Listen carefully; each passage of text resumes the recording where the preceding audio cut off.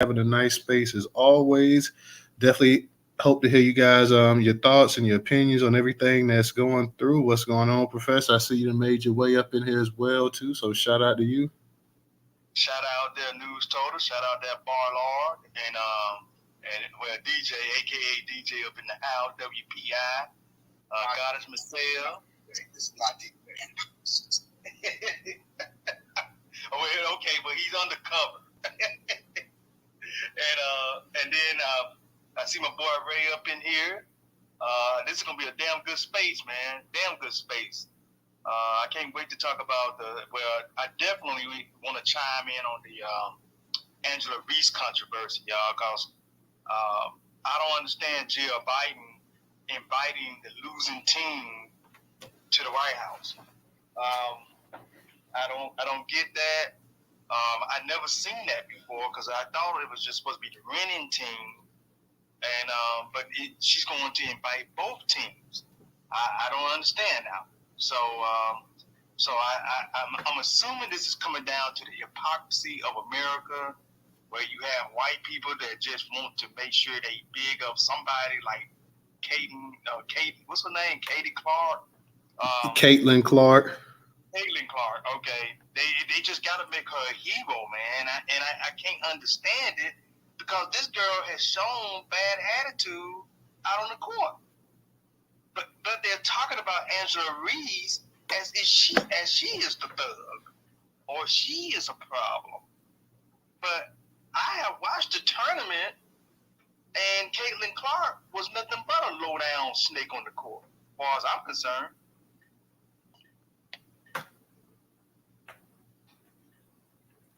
Real talk. Appreciate that, Professor. Reraw, how you doing tonight? I see you coming up in here, tech as well too. And actually, it's Angela, y'all, and I accidentally put an A at the end of that, so I got to go ahead and correct that. But Ray, go ahead while I go ahead and correct that real quick, man.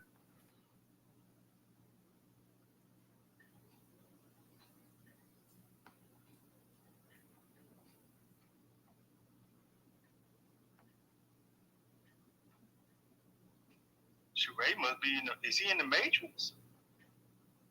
Ray must be in the Matrix. Hello? Yeah, can you hear us, Ray? Yeah, it took a minute.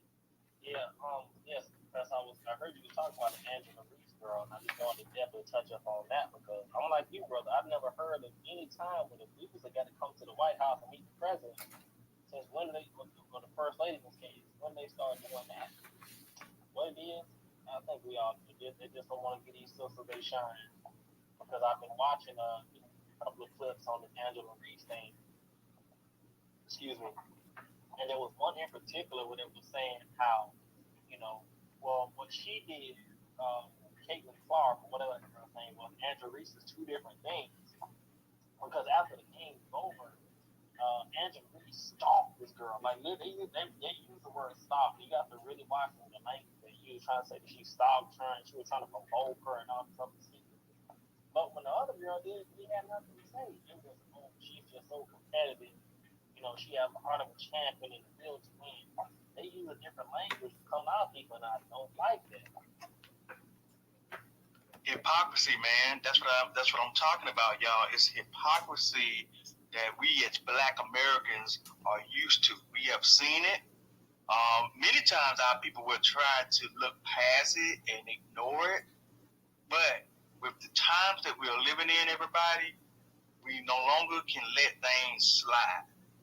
Yeah, you heard that man talking how she's so classless and this, that, and the third. She's ghetto, this, that, and the third. Ray, you real low, Ray. Like we can hear you, but you real low. Like we can hear you, but you really low. I know you probably got on your headset, but yeah, it just yeah, look. Yeah, is this better? Yeah, way better. Yeah, sorry. Yeah, I do got to wear AirPods because I walk around trying to do some work. Yeah, but they were calling her classless and just using every negative epithet they can really think to call this girl. And I don't like that. I really don't like that because when she was on the other foot, they was talking about how she has the heart of a champion, this, that, drive to win, and all this other nonsense. But then when the other girl does it, man, they want to crop off. I don't like that. Even though by now we should know how it goes down every single time, man. But it's really some bull crap. Real talk. I'm gonna go ahead, y'all, and I'm gonna go ahead and get this thing in. I'm gonna roll off with the Trump topic, because that's what's trending. So we're gonna go ahead and we're gonna touch up on that. We're gonna touch up on the hate mail that Alvin Bragg is also receiving, the death threats, and we're gonna touch up on the Angela Reese, Catlin Clark controversy as well too. So definitely, y'all in the right place tonight. We're gonna cover those topics. So everybody, just give me a second. I'm gonna go ahead. I'm going to read this article real quick. It's up in the Jumbotron. It's from the Atlanta Voice, published. It says, Donald Trump pleads not guilty to 34 felony counts of falsifying business records. This was from earlier today. It was published by, like I say, the Atlanta Voice. I believe they curated from CNN. We curated it from Atlanta Voice. So let me go ahead and touch up on this real quick, because I know everybody's itching to go ahead and get into the topics they want to choose. And y'all know you can pretty much float how you want to here. CNN, former President Donald Trump pleaded not guilty to 34 felony criminal charges of falsifying business records in Manhattan criminal court Tuesday afternoon. The indictment against Trump alleges that the former president sought to undermine the integrity of the 2016 election. Prosecutors allege Trump was part of an unlawful plan to suppress negative information, including an illegal payment of $130,000 that was ordered by the defendant to suppress the negative information that would hurt his campaign. The reason Trump committed the crime of falsifying business records was in part to promote his candidacy, the indictment alleges. The former president's voice was measured in the courtroom. He walked in slowly, scanning the reporters in the courtroom and looked at the judge when he was speaking. Trump had arrived at the Manhattan District Attorney's office earlier Tuesday afternoon, where he was placed under arrest and in police custody before the arraignment. The arraignment in Manhattan courtroom Tuesday represented a surreal and historic moment in U.S. history. A judge said Monday night that news outlets were not allowed to broadcast the proceedings, rejecting a request from several media organizations, including CNN. 5 still photographers, however, will be allowed to take pictures of Trump in the courtroom before the hearing begins. The indictment returned last week by a grand jury against Trump will provide the public and Trump's legal team with the first details about the specific charges he will face. The investigation stemmed from hush money payment made to a porn star actress, Stormy Daniels, during the 2016 presidential campaign. It remains to be seen whether Trump will speak in New York. Chris Kise, one of Trump's lawyers, said he expects the former president to speak to the cameras in the hallway outside of the courtroom before and after his arraignment, and multiple people familiar with Trump's thinking tell CNN that he has waived saying something while staying in Manhattan. Advisors have warned him, however, that any unplanned remarks put him at high risk of hurting his case. Trump is slated to fly back to Florida following his court appearance and will hold an event at Mar-a-Lago Tuesday evening that gives the 2024 Republican presidential hopeful a chance to respond to the charges. While Trump's comments will signal how he intends to fight the charges against him in the political arena, the former president is also preparing for the fight in court. He added a new attorney, Todd Blanche, to serve as lead counsel on his defense team on Monday. Manhattan District Attorney Alvin Bragg's indictment marks the first criminal charges against Trump, but it's not the only potential legal trouble in front of the former president. Special counsel Jack Smith is still moving forward with an investigation into Trump's role in the January 6, 2021 attack on the Capitol and the handling of classified documents at Mar-a-Lago. And a Fulton County special grand jury has completed its investigation and efforts to overturn the 2020 election in Georgia. Trump arrived in New York on Monday afternoon, flying up on his jet from Palm Beach. He stayed overnight in Trump Tower, 4 miles north to the courthouse in downtown Manhattan on Tuesday afternoon. Law enforcement in New York and the U.S. Secret Service have been planning for the prospect of Trump's appearance at the courthouse for weeks. Let me go ahead and also touch up on this thing real quick. I'm going to read this with about Manhattan District Attorney Alvin Bragg and exactly what he's going through at this point in time as well too. This is all connected to the Trump story as well too.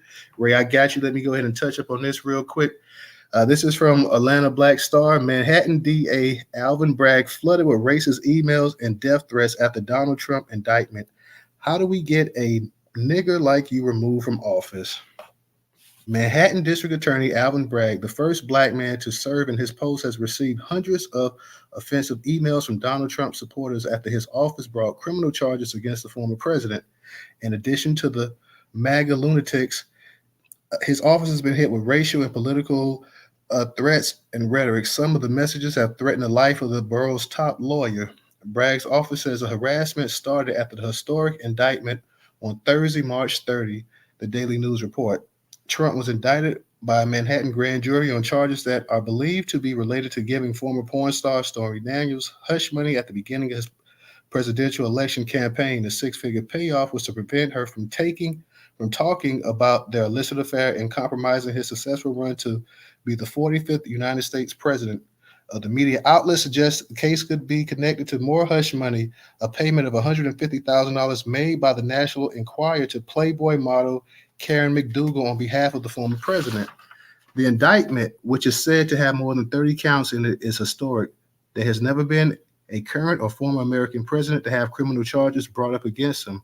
Trump has been warning his supporters of this indictment for weeks, insinuating on his Truth Social account that the patriotic duty to their president is to protest. Within 24 hours of him getting wind of the indictment, the former president posted 50 messages on the social media platform, activating his base. One of Trump's reactionary posts promised there would be death and destruction should he be arrested. The threat was made, and the DA's office received a series of bomb threats in an unknown white pottery substance being delivered to the mailroom. Addressed to Bragg, the letter said, according to the source, Alvin, I'm going to delete you. Of course, it didn't say delete.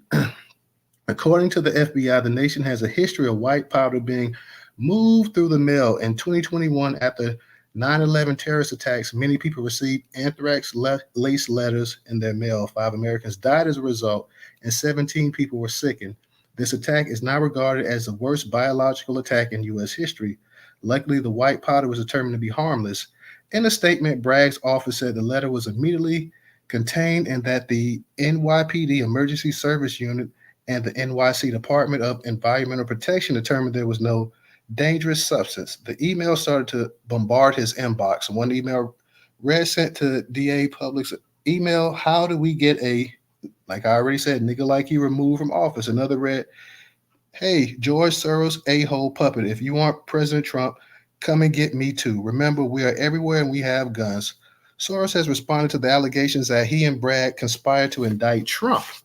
He tweeted, while I didn't contribute to Alvin Bragg's campaign, I have supported many other reform-minded prosecutors. On the Manhattan DA's campaign website, under a page where constituents can sign up for news from his office, many people have signed up using phony names to blast off nasty remarks about Bragg's. While most of the comments were racially derogatory, one post said the elected official was AIDS infested. Toward the close of the week, Bragg sent an email to his staff expressing his gratitude for their strength and professionalism during this time. I know it hasn't been easy, he wrote, addressing the press attention and security issues around his office. Community activist and founder of the National Action Network, Reverend Al Sharpton, spoke out against the harassment, saying he was outraged. I'm outraged at the absolute racist and life-threatening trolls that the district attorney has been subjected to, and we continue to fear for his safety and that of his family, the MSNBC pundit said. For him to be subjected to this is a threat to all of us, and we will not stand by silently and watch him be targeted. Sources say Trump will himself turn himself in on Tuesday, April 4th, during his arraignment in Manhattan Supreme Court. Bragg's office requested he turn himself in on Friday after the indictment was announced, according to Politico, but Trump's team said the Secret Service needed more time. DJ, I see you must have dropped down, so let me go ahead and bring you back up here, because I see we lost you for a second. Shout out to everybody coming up in the space. I see you guys coming up in the space as well, too. So shout out to some of you guys. I see Tony. I see you, Black Native. I see you, Black Majority State, Leon. So shout out to everybody coming up in the space. Ray, go ahead real quick. And before you even touch that, let me go ahead and hit this. Let me hit the whole thing up real quick. This is from Black Enterprise. Let me go ahead and talk about the controversy going on with Angel Reese and Catlin Clark as well, too, while I'm on it. And I'm going to touch up on this on 2 different articles. The first from Black Enterprise. We're going to go to the whole starter. Over the weekend, the NCAA Women's Basketball Championship took place with Louisiana State University beating the University of Iowa at the American Airlines Center in Dallas. The win sparked controversy online following LSU's Angel Reese, a black player, repeating a taunt from Iowa guard Caitlin Clark, a white player, in a previous game. While Clark was celebrated for the move, Reese was chastised amid calls of unsportsmanlike conduct on the way to a championship victory. According to Fox News, as the basketball game was winding down on Sunday, Reese was seen on camera pointing to her ring finger, signifying that that's where the NCAA championship ring will rest on her hand. But that wasn't caught the attention of the sports world. Reese incorporated a move popularized by WWE wrestling icon John Cena, which he termed "You Can't See Me." He would wave his fingers in front of his face against his opponents, mocking them with the taunt. And the previous two NCAA championship games Clark played, she made the gesture to her opponents on the basketball court. In the last game, she scored 40 points. As a victory was solidified on the court, Reese faced Clark and copied her move to the delight of some who knew she was mimicking her for doing so in her previous games. After the game was over, Reese, who was named the most outstanding player of the NCAA tournament for her stellar play, commented on why she made the gesture that surprisingly some people praised Clark for doing it, found it offensive when Reese repeated it. Caitlin Clark is a hell of a player for sure, but I don't take disrespect lightly, Reese stated on ESPN. And she disrespected Alexis in South Carolina. They're still my SEC girls, too. Y'all all not going to disrespect them either. I wanted to pick her pocket. I had a moment at the end of the game, and I was just in my bag. Twitter did not allow the comparison between the two moves to go unnoticed. While Clark was praised and celebrated, Reese was admonished for doing it. Real quick, also, Black Sports Online. Jill Biden wants to invite Caitlin Clark and Iowa to the White House to celebrate LSU championship. I don't think Jill, and this is from it's also in the Jumbotron, I don't think Jill Biden had bad intentions when she mentioned this. With that being said, this is the dumbest idea I've ever heard, and it doesn't do anything to help throw some water on the flames of this racial debate when it comes to Iowa and Caitlin Clark. Jill Biden needs to ask herself this question. If it was South Carolina and LSU in the finals, would she have invited the loser to the White House? I think you all know the answer. First Lady Jill Biden said Monday that she wants a defeated Iowa women's basketball team to be invited to the White House in addition to the national title winner, LSU. She watched LSU's 102-85 victory over Iowa from the stands on Sunday night. Biden, speaking at the Colorado State Capitol in Denver, praised Iowa's sportsmanship and congratulated both teams on their performance. I know we all have the champions come to the White House, as we always do, so we hope LSU will come, she said. But I'm going to tell Joe I think Iowa should come too because they played such a good game. The White House didn't immediately respond to a request for a comment about whether President Joe Biden would also extend a White House invite to Iowa and whether it would be a joint visit with LSU or a separate engagement. In her remarks, Biden also marveled at how far women's sports in the U.S. have come since Title IX in 1972 gave women equal rights in sports at schools that receive federal funding. It was so exciting, wasn't it? The First Lady said. Such a great game. I'm old enough that I remember when we got Title IX, we fought so hard, right? We fought so hard, and look at where women's sports have come today. Let's be honest, it wasn't all that great of a game. LSU took control in the second quarter, and while Iowa never quit, they also never got closer than 7 points at any time for the rest of the game. Caitlin Clark is a beast, but let's not change the rules just because Jill Biden can relate to her more so than she can Angel Reese. All righty. That's it. That's from Black Sports Online. A couple articles we want to touch up just to go ahead and get this thing rolling tonight. How's everybody doing? I see you guys filtering in, of course. Those are three topics tonight. Donald Trump being arrested, first president ever. Also, we talking about Alvin Bragg, the district attorney up there in Manhattan, the actual racial threats that he's been receiving, threats on his life, people sending in white powdery substance that people thought possibly was anthrax, and also the whole situation going on, the women's basketball championship between LSU, and you had Angel Reese, and you had also Caitlin Clark involved, and then Jill Biden decides to go ahead and stick her nose in it as well, too. I've never heard them ever extending an invite to a losing team. So that's where we at. Ray, go ahead. You got it. While we were talking about Trump, I just wanted to ask y'all. So this man has 34 counts against him. When have you ever seen any black person that had 34 counts against them and they don't have a mugshot? Have y'all ever heard of it? I've never heard of it. This man got 34 counts against him and not one mugshot.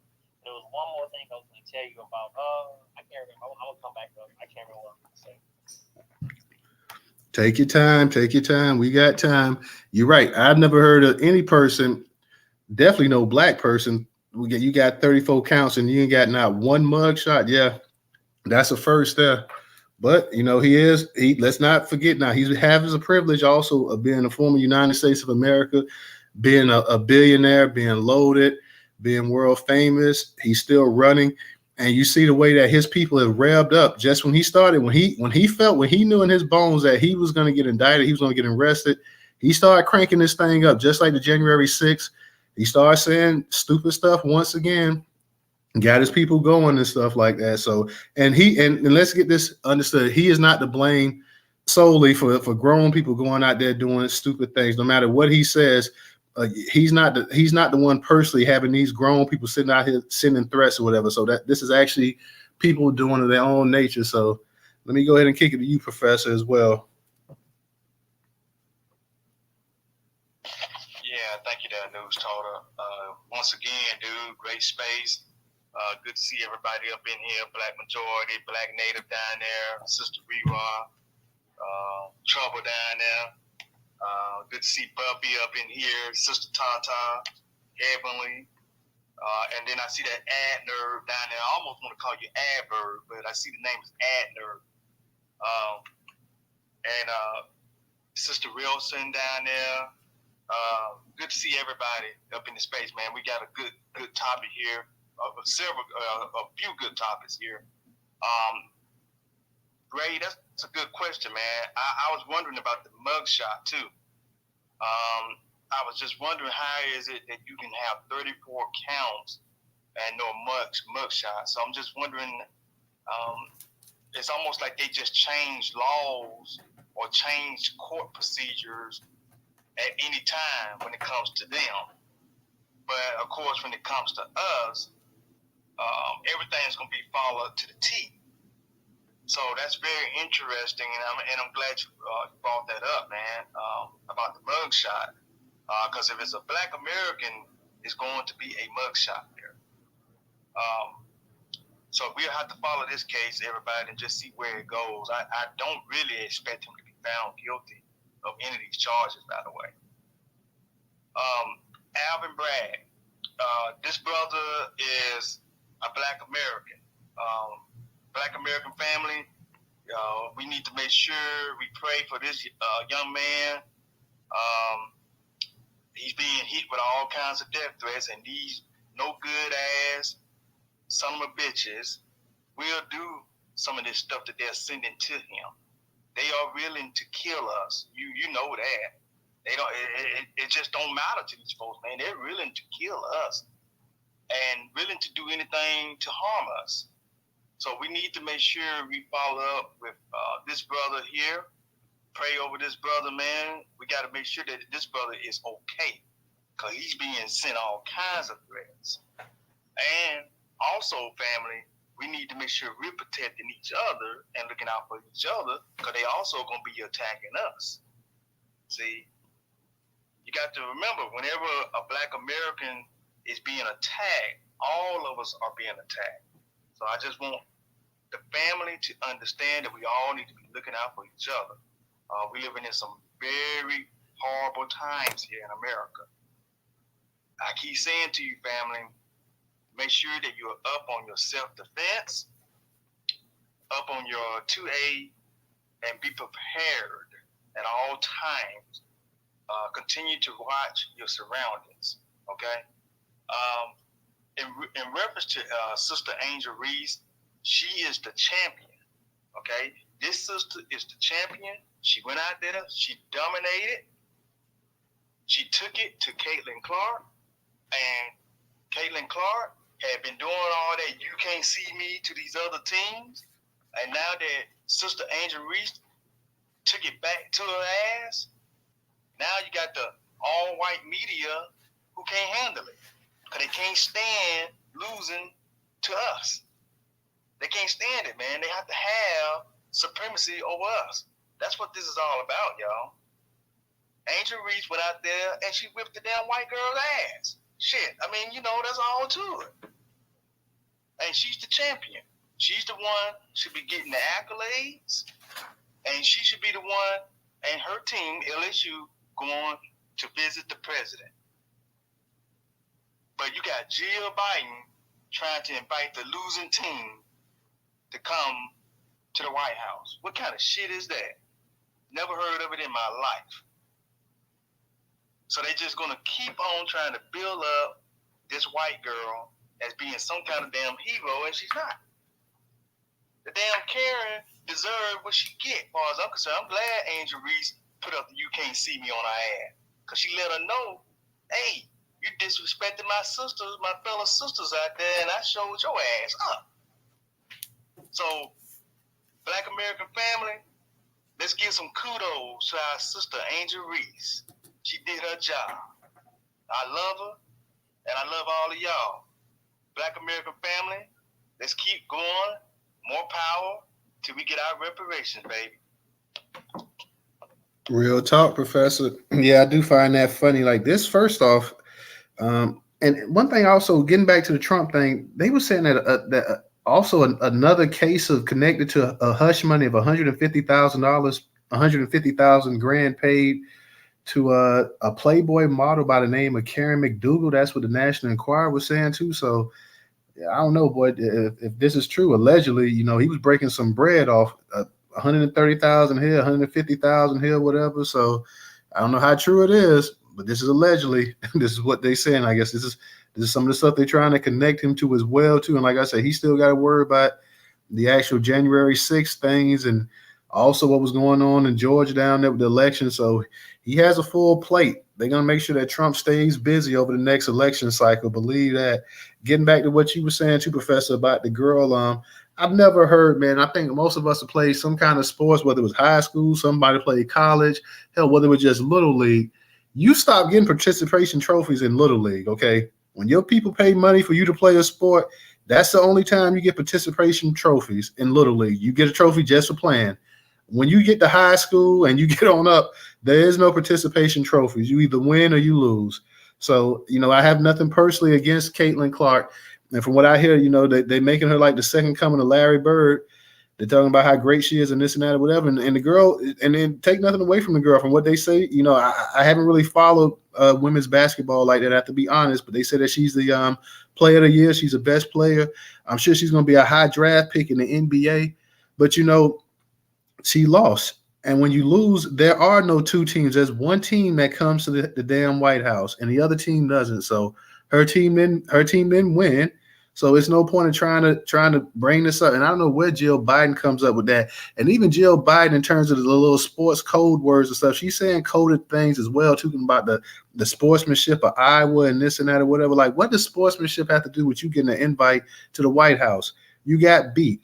So you got beat, you take your beating, in this case, like a woman, because we normally take your beating like a man, and you go on and you keep trucking. And that's the end of the story. This girl, she's got a bag waiting on her in the WNBA. She's about to get paid, so nobody needs to feel sorry for her. Like Professor say, and like the article say, she was doing this in multiple games before. She was taunting people as well. And all of a sudden, the media, they take offense to this girl here, Angel Reese, provoking her or taunting her or whatever. Well, we also know that taunting is a part of sports as well too. Yeah, you get unsportsmanlike penalties and everything else or whatever, but it's also part of sports as well too. People talk trash, people taunt people out there on the football field, out there on the basketball court. When you're competing against somebody, she was taunting people when she was winning, when she was dropping 40 points on people, when they were moving through the tournament, she was taunting people as well too. And it just caught up with her. She got beat. Hey, Newstoter, I didn't mean to cut you off, but I want the family to understand with this Angel Reese story.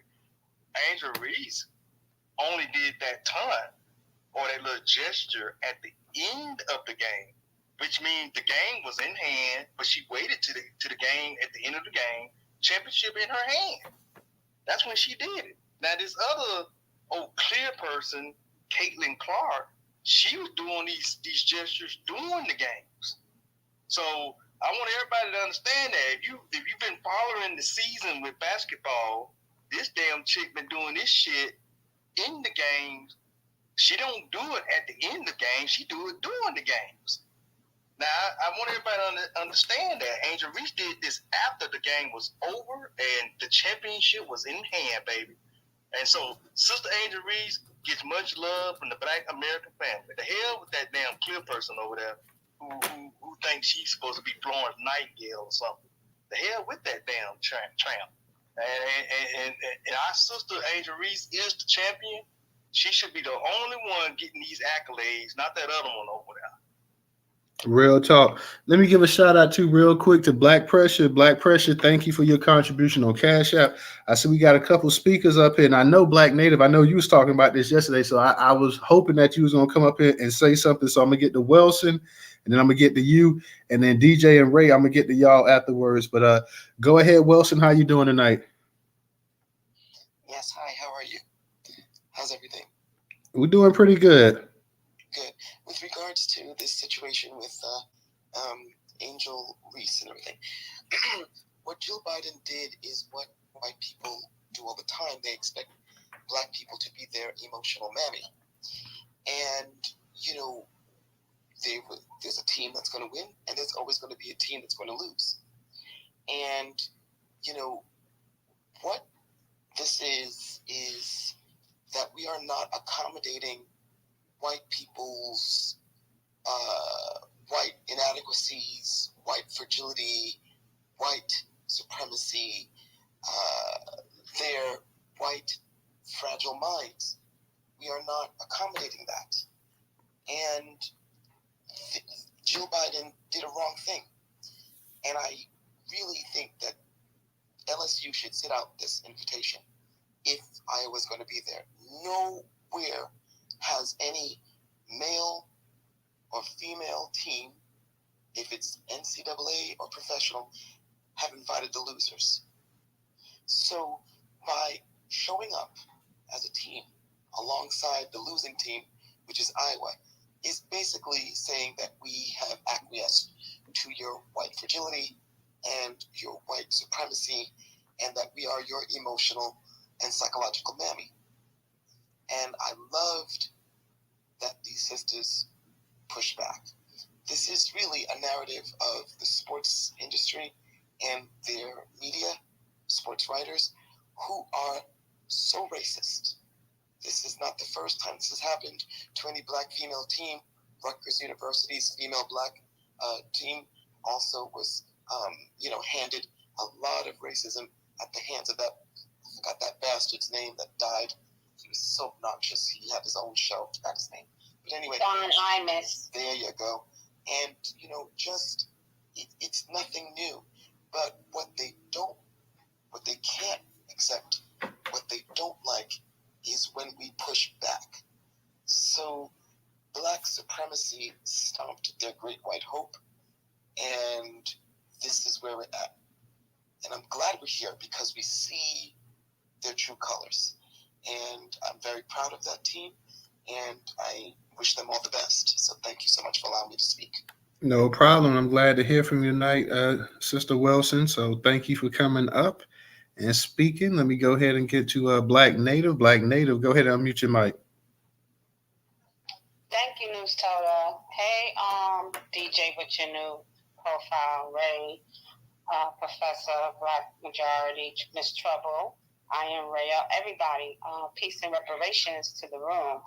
Yeah, I had posted Don Imus, and I'm glad you brought him up, because I actually, when this went down, I literally remembered this old white, dusty, now worm food, because he's dead, and I hope he rests in peace, but I remember him calling the Rutgers women basketball team nappy-headed hoes.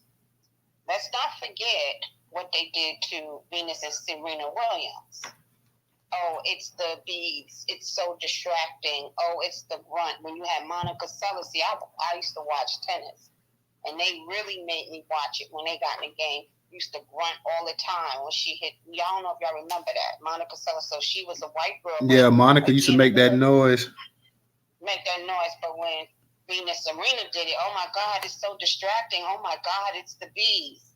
Because they knew that they're so fragile. And they always talk about people being sore losers. They hate to lose, especially when that's supposed to be their best. That's their best. That's the great white hope. And when they lose, it's like they're deflated, but they can't deal with rejection, so they have to backlash and do reverse psychology and reverse gymnastics and do the gaslighting on Black people. And not to mention, remember Gabrielle, what was her name, the one that won the Olympics? They were talking about her. Talk about Gabby Douglas. Right, and then the other one, Simone Biles. It's just the list goes on and on and on and on. You know, so we should be used to this when they come out and do these things, especially with Black female athletes. The men, they do it to the men, but as women, we shouldn't have to deal with that. You know, either we're too masculine or our hair doesn't look a certain way. They try to peel away our femininity, and so that's how they do us. And I just wanted to also say that little hand gesture that the white girl thought she came up with, that John Cena, I put it on my it's on my page. John Cena came out and said he stole it from Tony Yayo. He said he watched Tony Yayo from G Unit do that hand gesture, and then he decided to take it on the road. You can't see me. He said he stole it from Tony Yayo. And then let's even think about Public Enemy. And look, that's what I was going to say. Tony Yayo took it from Diddy. And Diddy took it from somebody back in the 80s. Play. Can't touch this.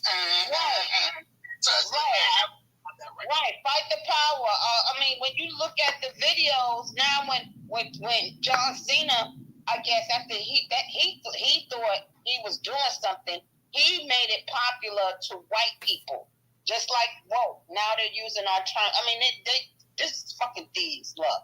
And this girl thought she was doing something, and then when you look back on it, it really never was yours to begin with. It was always ours. So she just doing, that's her thing. It's not yours.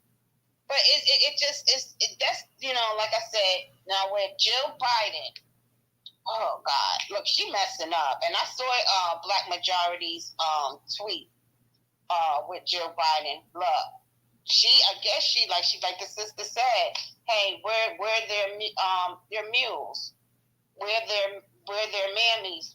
Even if we can't even be happy in ourselves, we can't be happy when we win something. We always got to be like, but Becky, it's okay. You did good too. Like, we have to diminish ourselves for them, so they can feel good about themselves. We have to make ourselves small, and we're not doing that anymore. And I've been following this sister Angela Reese and reading her tweets, and she said she wasn't going. And I hope she sticks to that. I hope they don't pressure her or any of the other girls to say, well, just be good players. You know, take it on the chin and just show your face. Don't, you're being invited to the White House. Con her. And she gives in. I hope she stands her ground. And I hope Jill Biden realizes that she's picked a side, even though Joe Biden picked a side when he wrote that crime bill and, throw all our brothers and sisters in jail. I hope this opens up the eyes to people who are not aware of how politics is played. Even though, and they said she was at the game. She was sitting there in the game, so she saw the whole thing go down. Hold on, let me pull my phone back up. So she knows what happened in the game. She's not aware. She's not on the sidelines. This ain't no, somebody calling her on the phone and be like, girl, did you see the game? She was there. And then let's speak about I guess this is the coach for Iowa State. There's a video of her literally taking her glasses and crushing them up, having a full-blown temper tantrum on the court. And this is the coach of Iowa. So look, we see it for what it is. Stephen A. Smith thing came out. You know, I thought he was going to start cooning, but he called it. Shannon Sharp, he came out. You know, even Emmanuel Acho, who's always off code, came out too. Shaq, I mean, so it's just like, come on now, y'all, this is too obvious. Literally, the girl did the same thing the other girl did, but you want to call her classless, non-sportsman-like. And then there's a video of this white girl, and they're praising her aggressiveness and how she does what she does on the court and how she does that little, you can't see me and all this. It's a full-fledged video. I think it was Sports Center. And I had to get on Sports Center because they came out with some racist shit. This is Sports Center. And I had to get in their butt yesterday. So it's just a bunch of hypocrisy. And I'm glad that we're seeing through it now. And you can't pull the wool over our eyes. And we're not going to make you feel good. We ain't going to, stroke your ego. It is what it is. You lost. Take that L and do better. Don't they tell us to do that? Pull yourself up by your bootstraps. That's the game they tell us. Now, I don't have too much to say with Trump. I want to know, was he fingerprinted? Since there's no mugshot, at least did they take him to central booking where they take everybody else in New York? They take them down to central booking and book them. Oh, this is fast. So this might be different. So was he fingerprinted or that didn't even happen? So he just appeared in court and then left and flew back on his private jet. I would think he had to be fingerprinted, but I could be wrong. Well, so where's the mugshot? If he got fingerprinted, you take the mugshot, first you get fingerprinted, and then you stand and you take your picture. I just know from other people's experiences, so that's how I know how it goes down. But that's how it normally works when you're being booked. Okay, so do I think anything is going to come from this? No, I don't. I know you remember that the court case where they had James Comey, who was the head of the FBI. They did this whole long court procedure. Nothing happened. Remember, he was supposed to be impeached. He was supposed to be getting kicked out, and I believe it was behind this Stormy Daniels thing then. He still had held. He's going to run again, and more than likely, if he doesn't go to jail, which he's not, he's going to be the next president. So there. I land my plane. You hit on a lot of points there, Black Native. Getting back to what you were saying about the whole John Cena thing. John Cena whole act is hip hop knockoff. So John Cena's always been the hip hop wannabe in terms of actual white wrestlers and stuff. He's always bitten the hip hop culture. So the whole I can't see, and people, like you say, people were talking about that back in the 90s and stuff. You can't see me, I don't even see. That was part of the vernacular back then if you grew up back then. So just to get back to what you were saying and the Don Imus thing, I remember when that thing happened with Don Imus when he said it about the Rutgers players, and it was funny. I was watching D.L. Hughley. He did a stand-up one time and he talked about that. Now D.L. Hughley, he was saying that basically he was like, oh yeah, you're right. One white man is responsible for racism. Like D.L. Hughley came out and pretty much threw fire, like threw water on it. Like when people was making a deal about, like, Don Imus was wrong for sitting up here talking about those nappy-headed hoes and stuff. D.L. Hughley was talking about, oh my God, you're right. One white man is responsible for all of racism in America. And then he even made a little remark like, yeah, those was some nappy-headed hoes. Like, so some of our own people, sometimes they say slick stuff themselves or whatever, but I definitely understand what you're saying in terms of the actual, the Jill Biden thing. And I think the White House has told her to go ahead and pretty much to sit down. Like, that's not going to happen because it'll just be it'll make things even worse. If you were to bring Iowa to and I don't care if you brought them there the same day or you brought them at a later date, it would just really piss people off because losers don't go to the White House. It's supposed to be for the champions. It's not for the runner-up. There is no runner-up celebration. You can do that back home. So yeah, hold on, Professor, real quick. So if they're gonna come, the girl already told them like she wouldn't have nothing to do with it. That it basically was a stupid idea. That's what Angel was saying, and pretty much everybody else as well too. So it would be the ultimate insult that if you had LSU come there and then the same day they was there to get their glory, they got to share with the team they just beat. That would be the ultimate insult. So No, that's not going to happen. Jill Biden overspoke, and I'm sure her husband, and not even him, because it's probably his people surrounding him probably had to, because I'm sure he doesn't even know what's going on, but his staff and stuff probably had to tell her to go ahead and sit down and relax and no, that's impossible. We can't do that. That's only going to flame matters and make matters worse as well too. And like Professor was saying earlier too, the thing with Alvin Bragg, that's something that everybody needs to watch out for. You got a lot of people out there now, I believe, that's upset about Trump even being indicted. I don't think anything's going to happen to Trump. I think most of us in this space don't think anything. Nonetheless, it did make history today. It's the first time in U.S. history. So it's not only part of U.S. history, it's world history as well, too. But I don't think anything's going to come of it, not based on this right here. Now, that's not to say that the Capitol 6, the insurrection thing, something like that. But I don't think this right here is really going to do anything to tarnish Trump that much other than embarrass him. And he kind of needed be brought down a peg or two. And it's just really going to probably inflame him even more to go to saying crazier stuff. So the crazy people that you got to watch out is his followers. He has some people that's so stupid and so dangerous and so crazy that they will go out there and they will incite violence for somebody. Trump don't give a damn about these minions out there.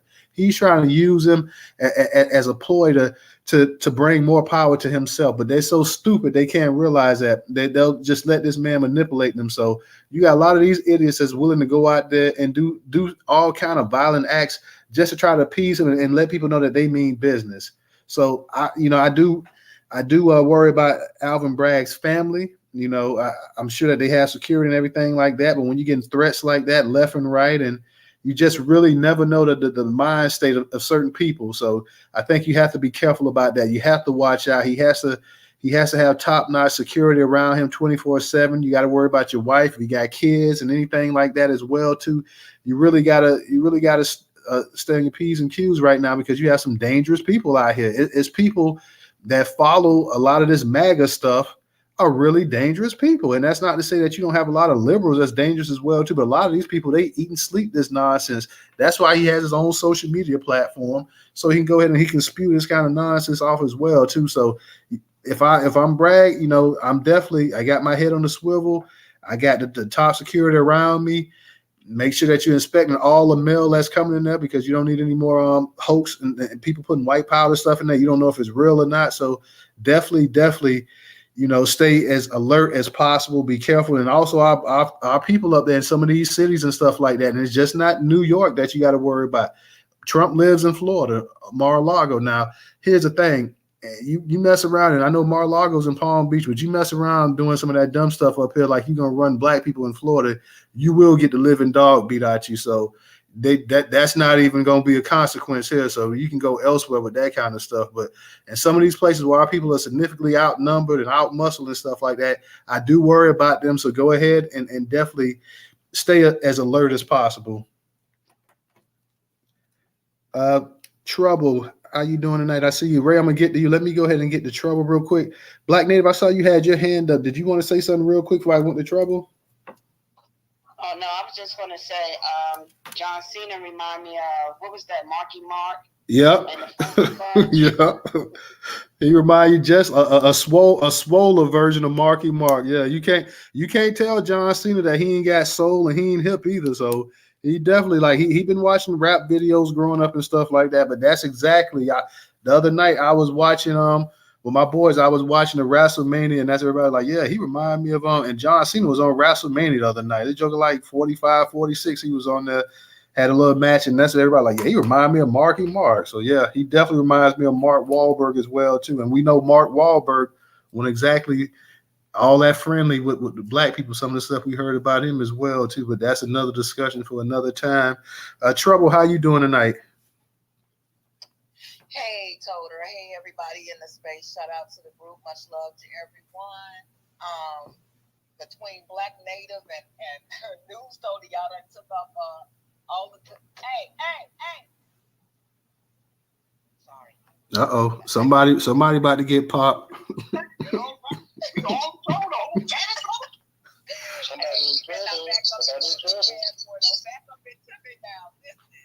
Paying for this, my toenails and everything under on here, everything gonna be hurt. You better watch it, sucker. Shit. But y'all took all the good talking points, but Trump was arraigned, and it wasn't likely that he was going to get fingerprinted or mugshot. If he did, we're definitely never going to see, copies of those. Those are going to be highly protected. Trump's job was really just to show up and show his face in court and get on through. I think for the most part, what we should be realizing about this complete system now is that it's a farce, and the only people who really have to go through certain motions of embarrassment and picture taking, fingerprinting, and all of that is those who are less than the 1%. It's really a whole shit show between the Democrats and the Republicans. They make it like they at each other's throats all the time and throwing each other's dirt up, and it's so theatrical at this point. They go back behind the scenes and they have these laughs, at how they're playing the American people. Democrats pulling money from the poor folks and getting us all riled up about shit, and it's like a big play, and the Republicans, well, I'll match you, I'll double down and watch how we get our base riled up, and then they get their base all riled up, and nothing works out, the way we, the people, is thinking it's going to, because we the only ones that's not in the real loop, most of us anyhow, but it's so theatrical. Trump, you can be a villain and still be a president. So even if he was convicted on some shit, he could still run for president. Even they'll probably won't even all of the things that they have led this man has done throughout the course of his one term in office. There's so many other things that they could probably get him on that they're not, that would stick him, and he could do some jail time on, but he's not. And even if they have it tossed up in court, he'll be in the presidency seat at that point and shut all of it down. Look at how they're recreating the laws in Georgia that take away the powers from the district attorney. It's look at what Tennessee just did when they threw off some members because they protested on the House floor about the gun thing. They make and create laws as they see fit. They do it all the time, and it's only going to get worse. They're doubling up, doubling down. So, Trump getting arrested. I didn't even watch TV today. Well, I wasn't even home most of the day, even see TV, but I didn't have no interest in it. Alvin Bragg, I do kind of fear for him just a little bit, but not as much as I fear for the rest of us. See, these white folks, they love to throw threats out there, but when they come for the so-called threats, I don't think that they're necessarily going to directly target Alvin Bragg. What they do is they roll up on our college campuses, they roll up in our grocery stores, they roll up in our churches. That's how they retaliate. When they get mad about some Trump shit or whatever it is that they mad about in life, and they want to, if they mad about Alvin Bragg, they're not going to go to him directly because he's more protected than the rest of us. So how they take their anger out? They take their anger out on the people. So we have, I guess, our schools got to be on the lookout. Our communities, grocery stores, and shit like that got to be on the lookout for some renegade, cracker that's willing to unalive himself for, they generally walk around and get handcuffed and shit. So, they good, like that fool on A&T's campus the other day with all those weapons. He walked away with his life. That's generally how it flows with them. So, there's that. The young sister, I'm glad she threw her tweet out there to let it be known how she felt about Jill Biden, talking about some, let's invite both teams. We all know white women's tears is highly salty and highly dangerous, and it just makes the whole world melt.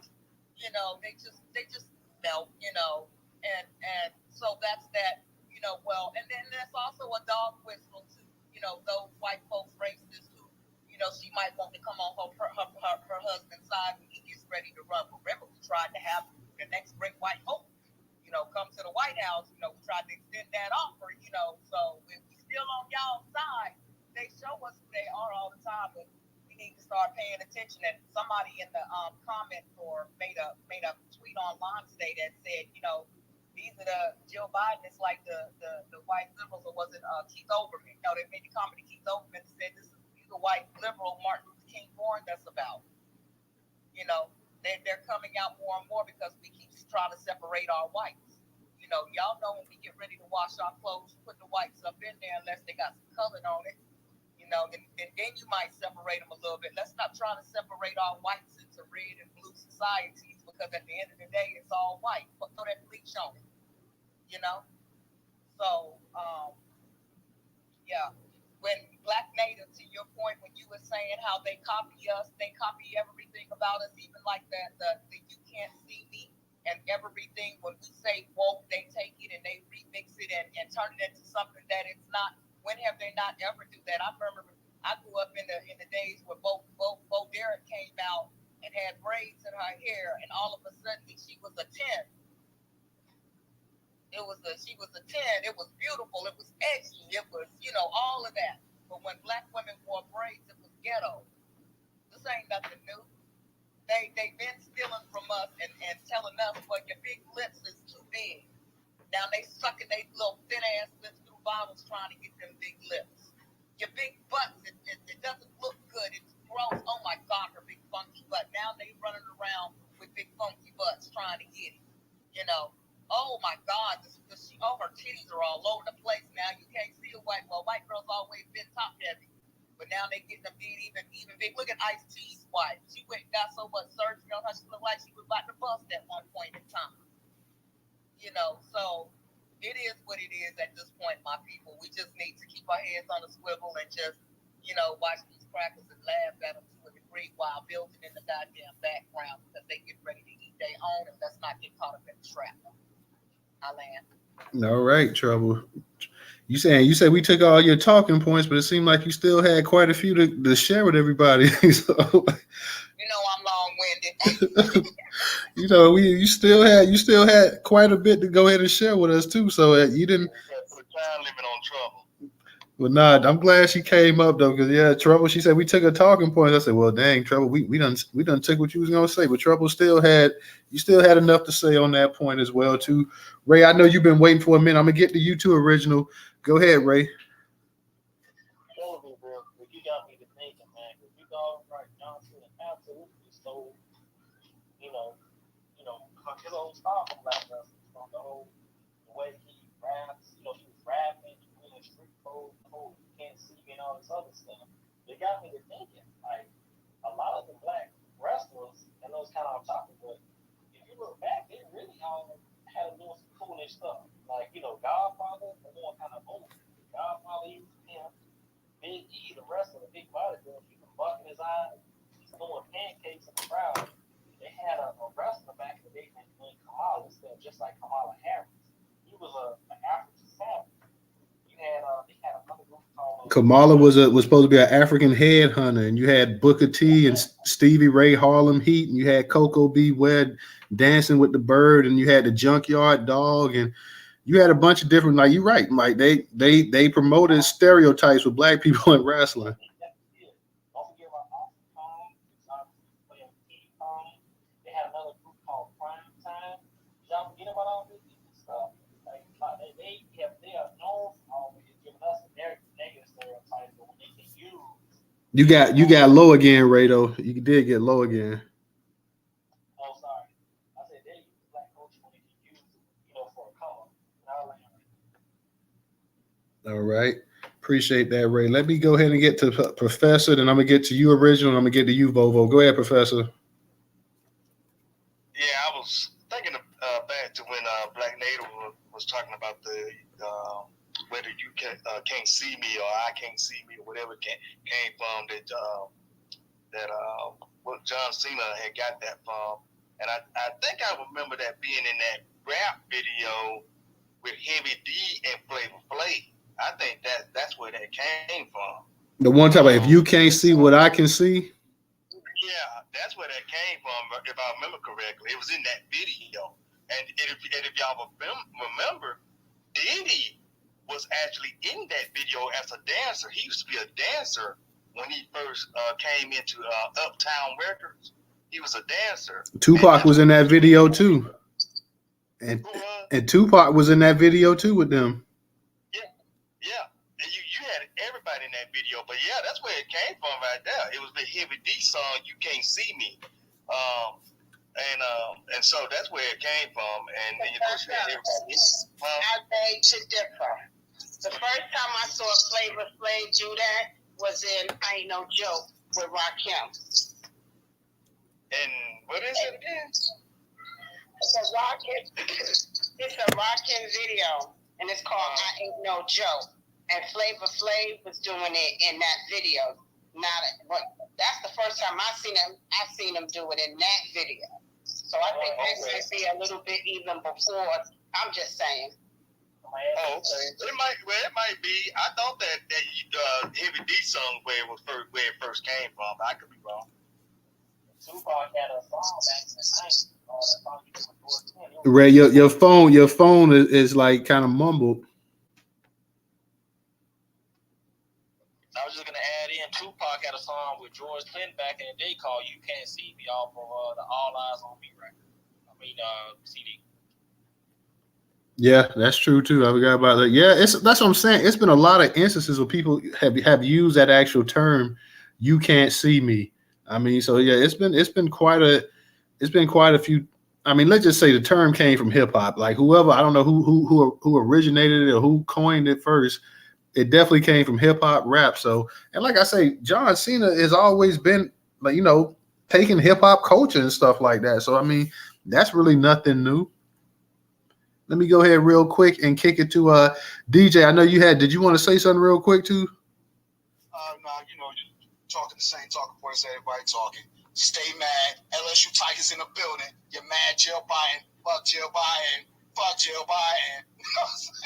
Stay mad. You know what I mean? Free the homie Trump. Free the homie. Yeah, he's not in prison, so ain't nothing to free. He went in, took and did whatever little photo op or whatever, and he's back home living it up. So he was never locked up or like please. So. Hey, Black Native, I don't think an indictment has to come with an arrest either. I don't think so, but I could be wrong. But go ahead, though. I didn't say an indictment. I said fingerprints. But no, that's what I'm saying too as well. It doesn't have to come with fingerprints or a mugshot. You're only being indicted, so that means you don't have to necessarily be arrested. If I'm not mistaken, I could be wrong though. But go ahead. You might be right. All right. Let me go ahead and get to original, and then we're gonna get to you, Volvo. Peace, Black Power, and reparation. Well, it's like my mother taught me as a child. White folks gonna be white folks. I don't care where you put them. They ain't gonna be right. They ain't gonna act right. They ain't gonna do right, cause they just ain't right. So don't have any faith, trust, or belief in them, because they will fail you every time. And I'm not surprised about this old bitch, Jill Biden. Yeah, I tagged them on some stuff. I call her and Joe the two most racist people. Her and Jim Crow Joe, the two most racist people in the world. I mean, we need to just start bombarding him and her with how racist they are. And they are racist. Because, every time we turn around, and as black folks, hell, we can't shit sideways, but everybody else want to know, how y'all do that? Damn, y'all do that sideways. We can't shit sideways, but everybody else want to jump on the bandwagon and try to do it just like that. That shows just how powerful we are. We're not a weak people, and I mean, because until we stand up and let these folks know, we're not. No. We are the rule. Technically, we are the ruler of the world. But it's unfortunate because we got these agents like D.L. Hughley that just call him what he is. He's an agent, and he think it's funny. You can go around supporting white folk when they dehumanizing black folks. So that's why I've never really been a fan of his, because he's always had that cheap look about him. Like, damn, he look cheap. Like you walk around with these cheap clothes on. He's always had that cheap look about him. And I've never been a fan of his, because it was just something about him. It just, it was just something about him. But yeah, like I said, people, all we got to do is just show these people who they are not, and they are not us, and they never will be us, because they don't have the capacity to be us. Because I just tell you, and I'm glad Sister Angela is not going to the White House. I don't care if they decide not to bring Iowa there. The entire LSU team should just boycott the White House, because see, people treat you the way you allow them to treat you. when they see that, oh, you're not, but I was just doing that. No, because see, one of the reasons that they hated Richard Williams so vehemently. Someone posted a video of this white reporter interviewing Venus. I think she was like about 14. And he kept pressing her, trying to get her to admit to something when she already had answered him. And he said, oh, come on, I know you. And then Richard jumped in. He was about to kick the man's ass. And see, that's why they hated them, because Richard wouldn't allow them to treat them any way they wanted to. And see, Jill Biden, just like, what was it old? It was some old white girl. She was hot in tennis back in the 70s and 80s and maybe early 90s. But anyway, when Serena was playing some white girl one time, and she just blurted out when the white girl scored. You mean Chris Evert? Yeah, Chris Evert. Yeah, that's it, Chris Evert. And then when the white girl scored a point, she said, "Ooh, it's a point for our side." They've always had they've never not had that us against them mentality when it comes to us. It's always been them against us. See, we have stuff naturally. We can just do stuff and they say, "Oh, how y'all do that?" And they're just like this, and it's nothing to us. But see, they have to sit back. They got to practice. They have to study. Because they just don't have it the way that we do. Because if you look at now, Dr. Amos Wilson in that book, the developmental psychology of the black child, and he talked about that, how when black babies are born, they are more advanced than white babies, and see, they don't get tripped up until we put them in these killing fields they call schools. And then the schools start telling their parents that, well, we need to put them on Ritalin, or they have attention deficit disorder. No. Don't let them make you drug your child. You can juice and do other things and have your child normal. But these people, all they want to do is kill you. Like I tell people, there are no good white people in this universe. They don't, and we should never use the words good and white in the same phrase, sentence, or statement, because good and white doesn't exist. It never has. It never have existed. So that's just who these people are. But the other point we need to do too is start going after these agents like D.L. Hughley. I mean, he is a bona fide agent, because he was calling black folks out, trying to tell black folks that just because he had it, he caught COVID. But he started pushing, telling black folks, I'm like, oh, hell no, I'm not putting that poison in my body. And you can do whatever you want to do with yours, you do with yours. But me, no. And see, and someone else said, now, I don't know who said this. Maybe it was Dr. King, but I know there was Dr. Benjamin E. Mays, too. He said the same thing. So I don't know who said it first. But Dr. Benjamin E. Mays said that our issue in the future, it won't necessarily be those conservatives. It's going to be those liberals and those progressives. And damn it, they wasn't right. Because both of them, they come out there just like old Keith Olbermann. See, he came out and tried to give an apology. He's gonna come out and attack. He's gonna attack Angel, and we went in on him. We called him all kind of racist, and I cited him that same statement with Dr. Benjamin E. Mays.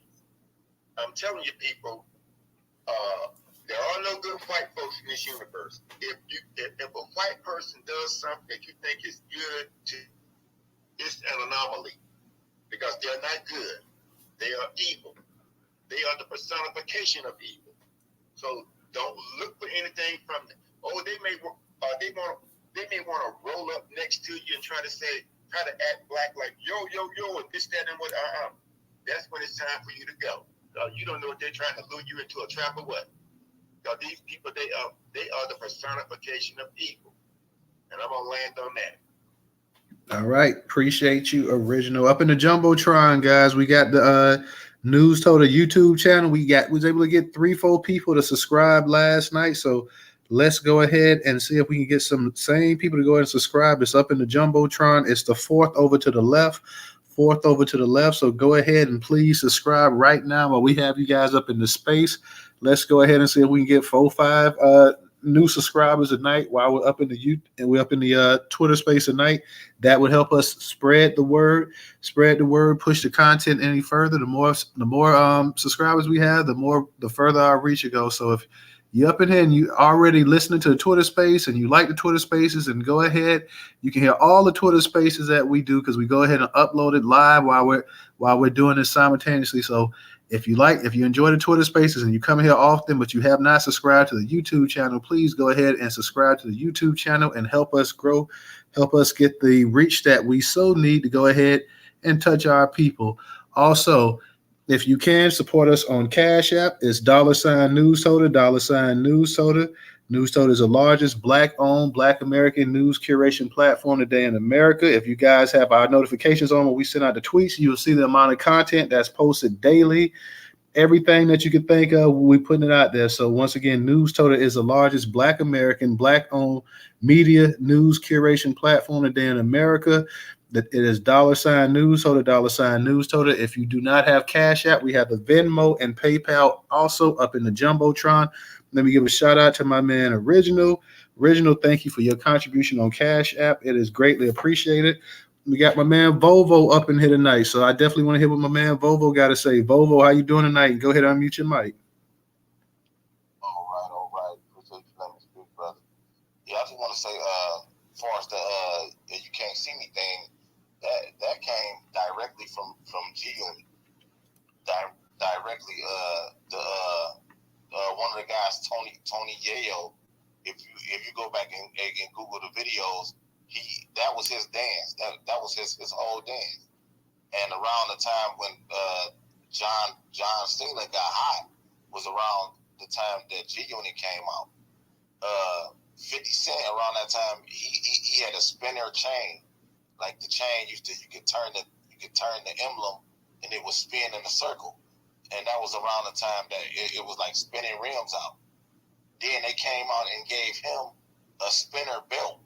Like the WWF belt was a spinner belt made specifically for John Cena. I don't know if y'all remember that around that time. I wasn't really watching wrestling around that time, but I just remember that it was just a blatant rip off of G Unit. His whole gimmick, the John Cena gimmick, was meant just to be what they call like a jobber. He was meant to just get in the ring and just get beat up, because he was supposed to be like the corny white boy trying to act black. But they caught fire with him because it caught on.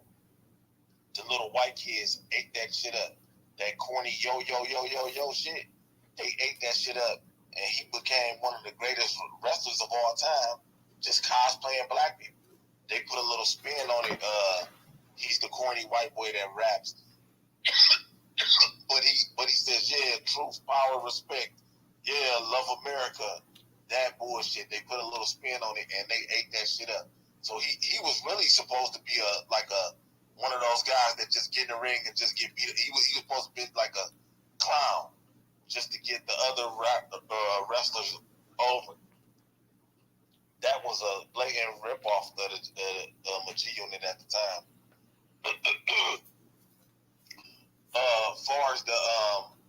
Far as the hate mail and all that, they gonna do that. You know what I mean? They gonna do that. But my thing is with the whole Biden thing. Excuse me, I'm getting under the weather. Is it me, or is ever since I've been grown and able to vote, this been the worst president I done seen? To be honest with you, this been the worst president. He really botching the whole country. I mean, like seriously, like if we look at the shit that he doing, I don't know what they got going on or what they really got against Trump, because the shit they trying to put on Trump, this ain't really even no big deal. You know what I mean? I don't know what they got going on, but they really botching this thing. That I mean, he's really messing up the whole country. Like he got us on the verge of World War III. He got the dollar about to go away. When Trump was president, say whatever you want about him, but when none of this shit going on, Trump was friendly with the whole world. It was really peace. We just the white supremacists was really turned up, but it wasn't really that crazy.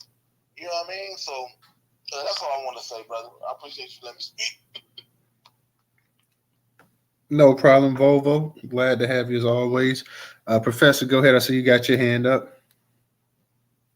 Yeah, thank you again for allowing me to speak. I put in the Jumbotron Newstoter a statement that Catlin Clark gave to ESPN in reference to this whole controversy surrounding her and Angel Reese. I think it's the 10th chart or graph to the left there of the statement that she made to ESPN about the whole situation. But if y'all look up in the Jumbotron, she and it has Shay Dixon as the person that tweeted it out. I think Shay Dixon, works with ESPN. But it says Catlin Clark said to ESPN, "I don't think Angel should be criticized at all, no matter what way it goes. She should never be criticized for what she did. I compete. She competed. It was a super, super fun game. I think that's what's going to bring more people to our game." So that was her statement on that, y'all. It sounds like to me she's just trying to find a way to put a little peaceful sign onto this whole thing, to say that it was just a competitive game between the two of them. But I guess it's probably more so the media who's trying to make this more of where the white girl she's this good, great white hope savior, and the black girl is just a thug. So that's what the media does, y'all. We have to pay attention to that. But that is the statement from Catlin Clark about the situation. Appreciate that, Professor. Volvo, go ahead and unmute your mic.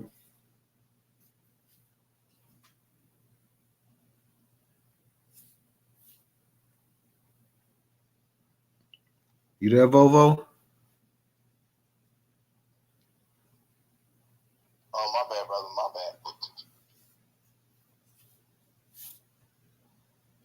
bad. Did you want to say something, Volvo, or you because you had your hand up? No. I pressed the button on my thing. I don't know. Oh, okay. Because I saw you. No, I saw your hand up, so I thought you wanted to say something. But Professor, you're right that the girl Catlin, she didn't say anything about it. It was everybody in the media and a lot of people on social media right here on Twitter that went ahead and just blew this thing up to the point that they made it actually go viral. And you start having people talking about that, her behavior and she was a bad sport and this and that or whatever. But, I'm sure the girl, Catlin, she probably wants to go ahead and just put it to rest. You've already lost, and now this is constantly being thrown up in your face, and you can kind of see the actual racial side to this whole story as well, too. I've been listening to some of the sports talk radio throughout the nation, and of course, a lot of times when you have an incident involving race, white people will tell you already that it's blown out of proportion, that it's bigger than what it actually is, that, race has no issue here and this and that or whatever. I know the girl, Angel, was saying that people were calling her a thug and this and that or whatever. And, like I say, I can't say because I don't watch college basketball. Hell, I don't watch men's basketball, college basketball like I used to either. So I barely watch it. So I couldn't really tell you if there were people calling this young lady a thug and this and that or whatever. She was ghetto or whatever. But, I really, that's the unfortunate thing that a lot of times on social media, they take things and they run with it. And the Catlin girl may feel like, well, hey, I'm in the middle of this. I'm trying to go ahead and get ready for my professional career. I'm in a lose-lose situation. I can't sit up here and say, hey, you know what? I had a beef with it, especially for the fact that the girl herself was up here and she taunts people and stuff like that as well, too. So if you're taunting other people, you can't sit up here and say, well, you know what? That'd be like Muhammad Ali getting complaining that somebody was trash talking him. I mean, you just can't do that. So I think she wants to go ahead and move forward. She doesn't want to having to keep harping on this because you already lost, and now you're in the media not only for losing but for also people talking about that the other team was a bad sportsman, and then you got to worry about Jill Biden coming in making matters even worse, saying crazy stuff about inviting you. Well, in your own heart, you shouldn't even be invited anywhere. You lost. I mean, you're supposed to go home, get ready prepare for the WNBA draft, move on, make your millions. They're talking about how skilled this girl is, and the fact that you're skilled, you're marketable, and you're white means that you're going to have a very lucrative contract coming up, lucrative endorsements. You're getting ready to set up generational wealth for you and your family, even though we know the WNBA doesn't get paid the way the NBA pays, but the fact that this thing, and I believe this game drew something like 9 million viewers, which people said was more than the actual I believe they say it was more than what the actual NBA playoffs drew last year, excluding the actual NBA finals. So the fact that you had a game that drew this kind of people in college female basketball, women's basketball, means that this girl here she's just hit the actual marketing lottery. She is going to be she's going to be marketed more so than you could take the best WNBA player right now, and this girl here is going to come in here and she's going to get millions of dollars off endorsements because she fits the bill. She's a good player, a great player by what they say college standards. Like I said, I haven't seen her play, but they say she's a great player. She's white. She's a woman. She's a white woman. So she's got buku dollars coming around. If you can remember, if any of you guys was and I was really young when Larry Bird was playing. But Larry Bird was considered like the greatest thing in the NBA. Larry Bird was winning MVPs before Magic Johnson even sniffed one. Larry Bird and it's the same the white kid that's in the NBA right now. They're the last two. They're the only two NBA players over the past, I believe, 50 years have won 3 straight back-to-back MVPs. Now the white guy now, Djokovic, I believe. I think he's won 2 straight MVPs, and people say he may win a third. But only Larry Bird has won 3 straight MVPs, and this guy Djokovic has a chance of winning 3. Now, mind you, you had Michael Jordan playing. Michael Jordan should have won MVP every year he played. After his second, third year, you could have made a case. You had Magic Johnson playing. Magic Johnson didn't start winning MVPs after Larry Bird stopped winning MVPs. You had Kareem. You had some of the greatest. You had LeBron James. None of the players I named, Michael Jordan, Magic Johnson, LeBron James, ever won 3 back-to-back-to-back MVPs. So let's just let that sink in for a minute. Only Larry Bird and Djokovic has a chance of winning 3 back-to-back MVPs. Kareem didn't do it, and Kareem was all-time leading scorer for damn near about 30, 40 years. LeBron ain't done it. Magic ain't done it. Michael Jordan ain't done it. Shaq didn't do it. Kobe didn't do it. But Bird and Djokovic has a chance. So let's just let that sink in. Like I said, this girl's about to get her bag. She's trying to put this stuff behind her because she's trying to have that marketing image that she wants. Mainstream America, corporate America, they're salivating over her right now. So yeah, you want to go ahead and put this thing to bed as much as possible. And not only that, the girl herself may feel like, hey, it's just y'all trivializing it. It was nothing big about it. That's part of the way the game is. Let's let it go. I want to go on with my life. So she may also feel that way as well too. But she just hit the corporate lottery. When she gets ready and she probably maybe if she's not the first overall pick in the WNBA, she's going to be a top 5 pick at worst. She's about to cash in. DJ, go ahead and unmute your mic.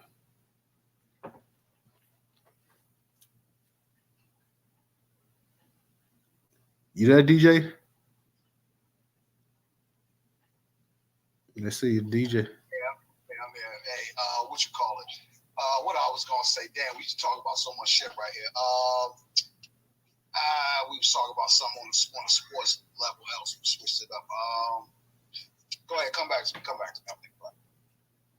All right, let me hit Leon up. Maybe you'll come back. It'll hit you back after Leon goes up. What's up, Leon? How you doing tonight? Doing all right. Newstoter, how's everybody doing? DJ Ray, Professor Original. We got Black Majority, Phoenix. What's up, Leon? Going on, everybody? Yeah. Let me go with the topics. Good topics. Trump arrested. I am surprised. I am really surprised. Will they stick? That's another story. But right now, I'm surprised. Um, he's fine. I think they were saying that the first hearing is supposed to start in December. So I wonder if they put any extradition on him as far that he can't leave New York State. But he got like 4 homes in New York, so he's comfortable. Not really familiar with the Alvin Bragg hate mail, but that doesn't surprise me. I've been seeing white supremacists all over Twitter, especially the right wingers, bashing the hell out of him. So that don't surprise me either. I want to touch more on Angel Reese, the sister, standing 10 toes down, triple, quadrupling down, saying, yes, I said it, and I am unapologetic about it. You got to give her all the flowers in the world for that young sister to stand that knee deep, 10 toes down with all these haters hating on her. Let's not forget, because even though, this Catlin Clark, yes, she averaged about 20-some points a game throughout the tournament. But what people don't know is Angel Reese had a double-double throughout the whole tournament, and even in the championship night. So, a double-double to me is a little bit more of a bigger accomplishment feat than just scoring 30 points or 40 points, and that's all you have to show for. They've been hyping this girl all year long. They feel the media and white supremacists feel she's the next coming. She's the next Larry Bird coming in a female form. And everybody's saying, oh, well, yeah, wait till she gets to the WNBA. After they shed their Karen and Ken tears, because she didn't bring home a ring with all of that. You can't see me stuff throughout the whole tournament. I'm actually kind of surprised that she even got that far, because my sister girl, Dawn Staley, who's the head coach of South Carolina, snapped her 40-game streak. That stung. That stung deeply to me. That stung deeply. So I was already heated, but it is what it is. It is, after all, a sport, a game. But unfortunately, white supremacists is taking this sport or a game, especially that game, a little too personal. If you ask me. But it's the same scenario. It's the Hoosier team. Whoever watched the movie Hoosiers, 5 white boys, a little small town Indiana, went and played an all-black team in inner city of Indianapolis, and then they beat them in the high school state tournament. So white supremacists thought this was going to be the same scenario. They're going to say these 5 white girls from a little college school in the middle of the United States is going to beat this all-black girl team. And one thing that white supremacists forgot, the Hoosiers was a movie. It never happened. It's not even based on a true story. But this game that just happened, the Iowa versus LSU, is reality. And reality kicked them in the ass and still kick them in the ass. They hate it. They hate it. And I'm just loving it. Every minute of it. But Caitlin Reese came back out on ESPN. I guess one of the guys talked to her, and she actually feel, of her opinion, that what Angel Reese was doing is not a big deal. She admitted that, yes, we both were trash talking throughout that whole game. So, and like she said, I don't know why people are making a big deal, but you gotta remember, she's seen it from white eyes. She don't see the whole factor in it as her white fans, her white supremacist fans, racist fans see it. They see it from a different perspective than she does. Now, I don't want to really cap for her. That could have been just lip service she's saying, and deep down, she might feel the same way as her racist fans. So that being said, it was good for her to come out in the mid to it, but for white supremacists, they don't care what the lip service she said. Their agenda, and only their agenda, is trying to bash our sister Reese here. That's all they focusing on. That's all they worrying. And then you got Jill Biden, who showed her racism today, talking about, oh, well, I'm gonna talk to Joe and I'm gonna see if he can invite Iowa to. So we're giving participation awards out to the losers.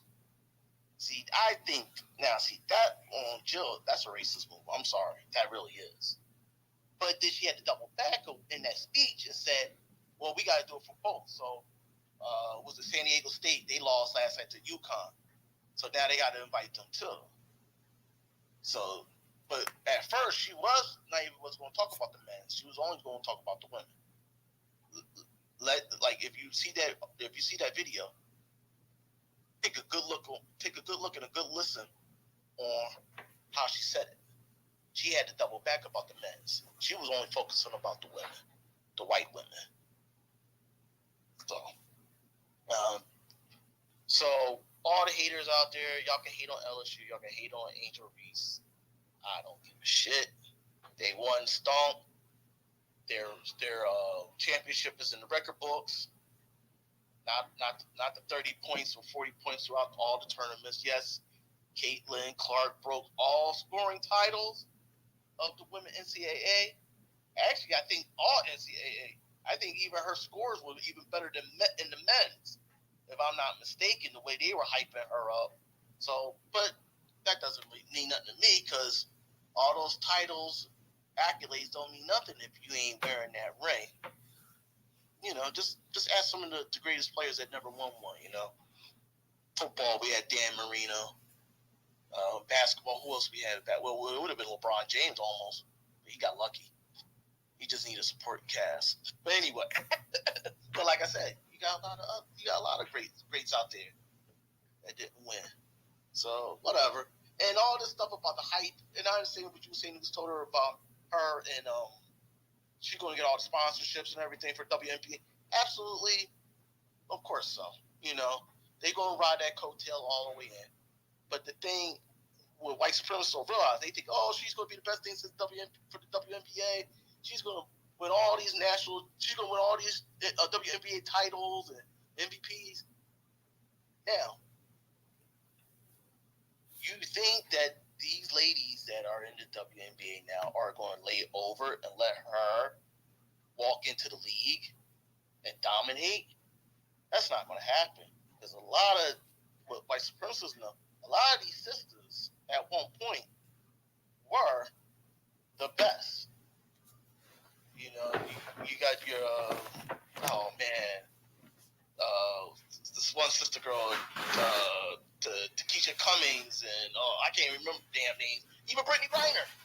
Remember, Brittany Griner was the phenom. She was the high school player that was dunking on every damn body. Remember, she was the phenom coming in the WNBA. So there's always going to be other players besides Clark. Yeah, Clark might, she might get off and she might actually win a title or two. I'm not gonna say she won't, but it ain't gonna be easy. They're not gonna lay in her lap and say, oh yeah, well, we sorry that you lost in college, but we'll make it up to you in the pros. No. That shit ain't gonna work. So I'm done talking. I'll land. All right, thank you, Leon. I believe Carlos had a question. He asked me, "Would Biden, if Iowa had won, would LSU have been invited to the White House as well? So, had Iowa been the team that won, would they have invited? Would they have?" He wanted to know he says, "If Iowa had won, would Biden had invited LSU?" I seriously doubt that. I doubt that would even came up in the question. Nobody wouldn't have been inviting them anyway. They just would have been a loser, and that would have been it. If I could go back in 2013, you had Florida State in college football won a national championship, but that was a year or two that you had Jameis Winston was accused of sexually assaulting a white girl at Florida State. After Florida State won that championship, months and months passed by. Florida State never got invited to the White House. That was on the only team I could think of that won a championship in a major sport, and they never got a White House invite. And Barack Obama was the president then. So just to put that in perspective, and I know Winston ended up settling when he got in the NFL with the girl. He had to settle with the girl or whatever, but they didn't bring any charges against him, anything like that. But he did get hit with a silver suit, and in the NFL he settled with the girl. But in college, Florida State was the 2013 national champions. And in 2014, they never, in that January 2014, that next year, because the bowl game is always played in the actual next year, Florida State never got an invite to the White House. So just to put things into perspective. Man, I used to bring that back up, man. That was my team y'all beat. You can't bring that up. Yeah, but we didn't. Florida State didn't get no invite, and everybody knows why. It was because of the whole allegation surrounding Jameis Winston. Yeah, Jameis Winston made me sick because he was from Alabama down there playing with y'all. He was supposed to be coming to Auburn to play. Yep. Let me see. Volvo. Well, Volvo. Go ahead. Volvo, Black Native, and then Ray. You got it, Volvo. Oh yeah, I just want to say, yeah, I looked it up. The name of the song is called "So Seductive." That's when he debuted that dance that he was the "You Can't See Me" dance. That was when he first came out with that. It was around that time that what is her name? I forget. The white girl. She would have been a kid around that time, and that would have been so. Like it's like they still doing that. That shit been played out. Like that shit been played out. You know what I mean? Like that's really like some corny shit. But the fact that she's still doing that, that's just some old corny shit that's been played out. But it's called So Seductive by Tony Yayo. That's where that came from. As far as her being bashed in the media, this is almost like a rite of passage when you beat the white guy. You know what I mean? If I can't beat you in the competition, if I can't beat you in the contest, well then I'm gonna bash you in the media. They've been doing that. This been going back all the way to the Jack Johnson days. Ooh, I just said that. I just said shout out to Jack Johnson. Oh, you just said that? Nah, no, this DJ, bro. I said I was just saying that as you were saying that. They just go all the way back to the Jack Johnson days. Come on, bro. Yeah, that go back to the Jack Johnson days. When I don't know if y'all know the story of Jack Johnson, which in my opinion is the greatest athlete to ever live. That's just my personal opinion. But he beat the white guy for the heavyweight title of the world. And this one back when the heavyweight title was the most prestigious prize in all of sport, which it still is to me. But the heavyweight boxing title, any man that held that title was seen as the alpha man of the whole world. Like you was seen as the baddest man on the planet. And the fact that a black man held that title, they was trying to kill him. They was sending them death threats and everything. They literally, I'm talking about, if you look this up, they even did a movie about it. James Earl Jones played Jack Johnson. It's called The Great White Hope. They literally scoured the earth. I'm talking about literally to find any big white boy that looked like he can fight. I'm talking about literally. They went to every country damn near in the world to try to find a white boy that could beat Jack Johnson, and he knocked all of them out. I'm talking about he probably knocked out like 60, 70 white boys. I'm talking about every week they were trying to find a big white boy that could beat him. And they couldn't beat him. So what they did was they used the media and they was bashing him, calling him a coward, saying his fighting style was cowardly because he wasn't taking no damage. He was so good that he wasn't taking any damage. Literally fighting every week, just knocking these big white boys out, laughing in their face with gold teeth in his mouth in 1908. I mean, this really is an amazing story. Like, laughing at him. And also remember, he had a white woman choking backgrounds. Oh yeah, right. Oh my God. He beat on the white woman. Beating up white men. You beat them down. You feel me, twin? You feel me? What you say, bro? I feel you, twin. He put some white women downtown. Johnson was gone, knocking these white cracker knackers out and taking their bronze. You know what I'm saying? That's why they're walking around with the heavyweight title, the most prestigious prize in all of sports. Right, but look, check it out though. Like you said, you hitting a hammer on the nail. They use the media to castrate our brother. Know what I mean? So let's not forget they hit this nigga with what we call the mad axe. Yeah, I was about to get to that. Yeah, go ahead. My bad. I took your talking points. Go ahead. No. Then they couldn't beat him in the ring. They couldn't beat him in the media. So they created a law. They create. If y'all go on my YouTube channel and watch my old videos, I always got a picture of him in the background. That's like my hero. Like that's like my hero. Can't nobody top him like in history. You know what I mean? Like Jack Johnson. But they created a law. They literally made up a law to try to beat him outside of the ring because they couldn't beat him in the ring.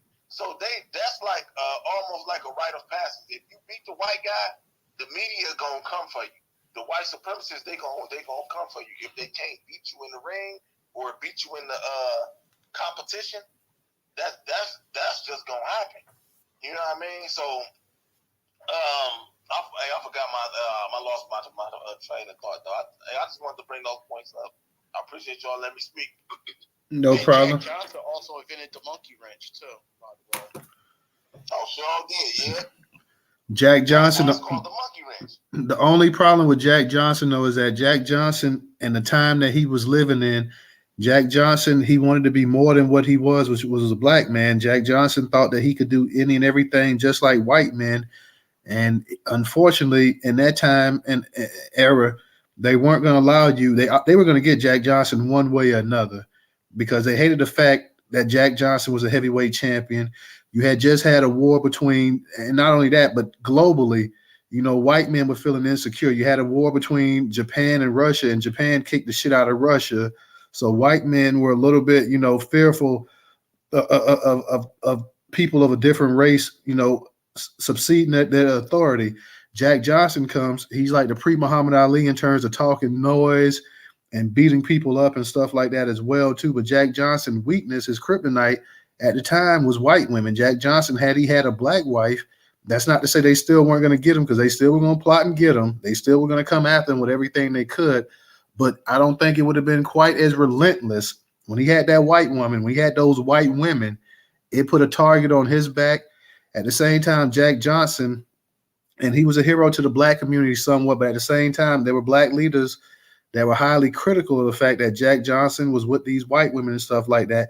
I believe Jack Johnson could have been even a bigger, much larger figure had Jack Johnson done the traditional way that black men at that time, had he had him a black wife and, invested in the black communities and stuff like that. I believe Jack Johnson would have been almost a god to people and stuff like that, to the black race. But the fact of the matter is that Jack Johnson, real quick, Rove, I'm going to let you get it. But the fact of the matter is that Jack Johnson, he was a superb fighter. He was one of a kind. He was Jack Johnson. I mean, he took his car and he ran the speed limit. White sheriffs, he would tell them straight up he's going to go ahead and he's going to do it again, even if they gave him a ticket. Jack Johnson, he was a difference. I mean, he dressed the way the man dressed and everything else like that. He dressed above his class. And Jack Johnson, he did things. I mean, he inspired black people. Now, I'm not taking that away. He inspired black people, I'm saying, but he could have been a much huger figure had he not been so obsessive in terms of having a white wife or having white women. In 1909 and in the early 1900s, let's not forget, Jack Johnson, I believe, was the grandson of a slave. Okay, so Jack Johnson family was fresh out of slavery. There's no way in hell, and he's from Galveston, Texas. There's no way in hell coming from where he came at that Jack Johnson should have felt that he was going to get him a white wife and white men were going to sit up here and take that and be okay with that. I mean, you're talking about during a period in time in American history where lynching, they're lynching people every week here in this country. Every week a black man's getting his neck stretched out. And the fact of the matter is that they're already threatened by you. They're threatened by your bill. They're threatened by the bald head that he got. They're threatened by the gold teeth they got. They threatened by, if you ever seen a picture of Jack Johnson, this is pre weights. My man's already ripped and everything else. They threatened by his physique, his attitude, his confidence. Everything about him threatened the status quo. And the fact that you had Becky, and he found, and some of the pictures I saw was some of the ugliest Beckys I ever seen in my life too. He didn't care.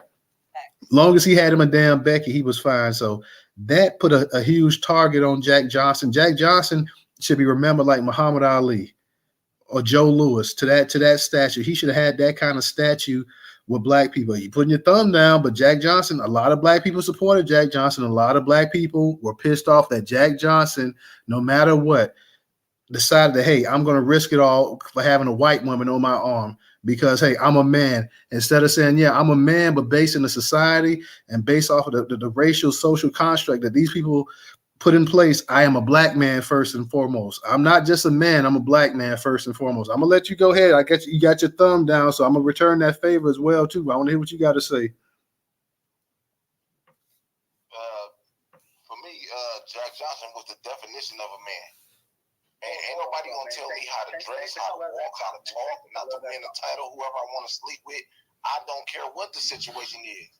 I'm a man. I'm gonna stand on. I'm gonna live my life the way I want to live my life. Ain't nobody got no constraints on me. I'm free. He was really free. That was a man. That was the definition of. Hold on, y'all. Let Volvo go ahead and finish what he's saying. Nobody comes off the mic. Let him go ahead and say, raise your hand if you want to talk, because I definitely want to hear this myself. So nobody come off your microphone. Go ahead, Volvo. Yeah, I kind of lost my train of thought when he did it, but he was the definition of a man. He was what a man should be, white, black, or anything. He didn't let his color hold him back. He didn't let nothing hold him back. So what if you're gonna kill me? You gonna have to kill me living free. He did what he wanted to do. Period. Wasn't nobody telling him what to do. Ain't nobody telling him how to dress, how to walk, how to talk. Not that these people were. This was at a time where they would lynch you just for fun. For fun, they come into the fights saying, "I'm gonna watch the fight behind a rifle, nigger, and if you win, I'm gonna shoot you. Well, you just gonna have to shoot me then, because I'm winning this fight." Period. That's the definition of a man. He lived his life free. It's rare you see somebody live that free. It don't matter what the black leaders at the time was saying and all that. That don't matter. That do not matter what they were saying about Jack Johnson. He wasn't even listening to them. He lived his life free. If that's what he wanted to do, as a man, who gonna tell me I do whatever I want with my penis? If I want to stick it in a doorknob, that's my penis. If I want to win this fight, I'm gonna win this fight. If I want to drive this car, I'm gonna drive this car. If I want to dress like this, I'm gonna dress like this. That's why I always keep it. And ever since I've been 18 years old, I lived in. I had a picture of Jack Johnson on my wall. When I look at that, I say, it ain't no problem I could ever have that's bigger than that man. And that man went out every day and lived his life as a man, no matter what nobody had to say about him. That's my hero. Appreciate you letting me speak, bro. Okay, real quick. Let me and I'm gonna kick it to you, Professor, and Ray. Well, Ray, actually, I know you was actually next, but I'm actually Black Native was actually next, and then Ray, and then Professor. But let me go ahead real quick and say this right here. Jack Johnson, like I said, family was born into slavery. Jack Johnson, it was illegal for a black man to go ahead and marry a white woman back then. Now, if Jack Johnson didn't give a damn, Jack Johnson wouldn't have got thrown in jail, and Jack Johnson got broke. They broke Jack Johnson. That movie that you're talking about with James Earl Jones, that's based loosely off of his life story, but that even the character that James Earl Jones has played is named Jim Jeffries in there because it's loosely based off of it. I mean, you thumbing it out, but is it true or false when Jack Johnson had to leave the United States of America since he was such a man? He went over there to France.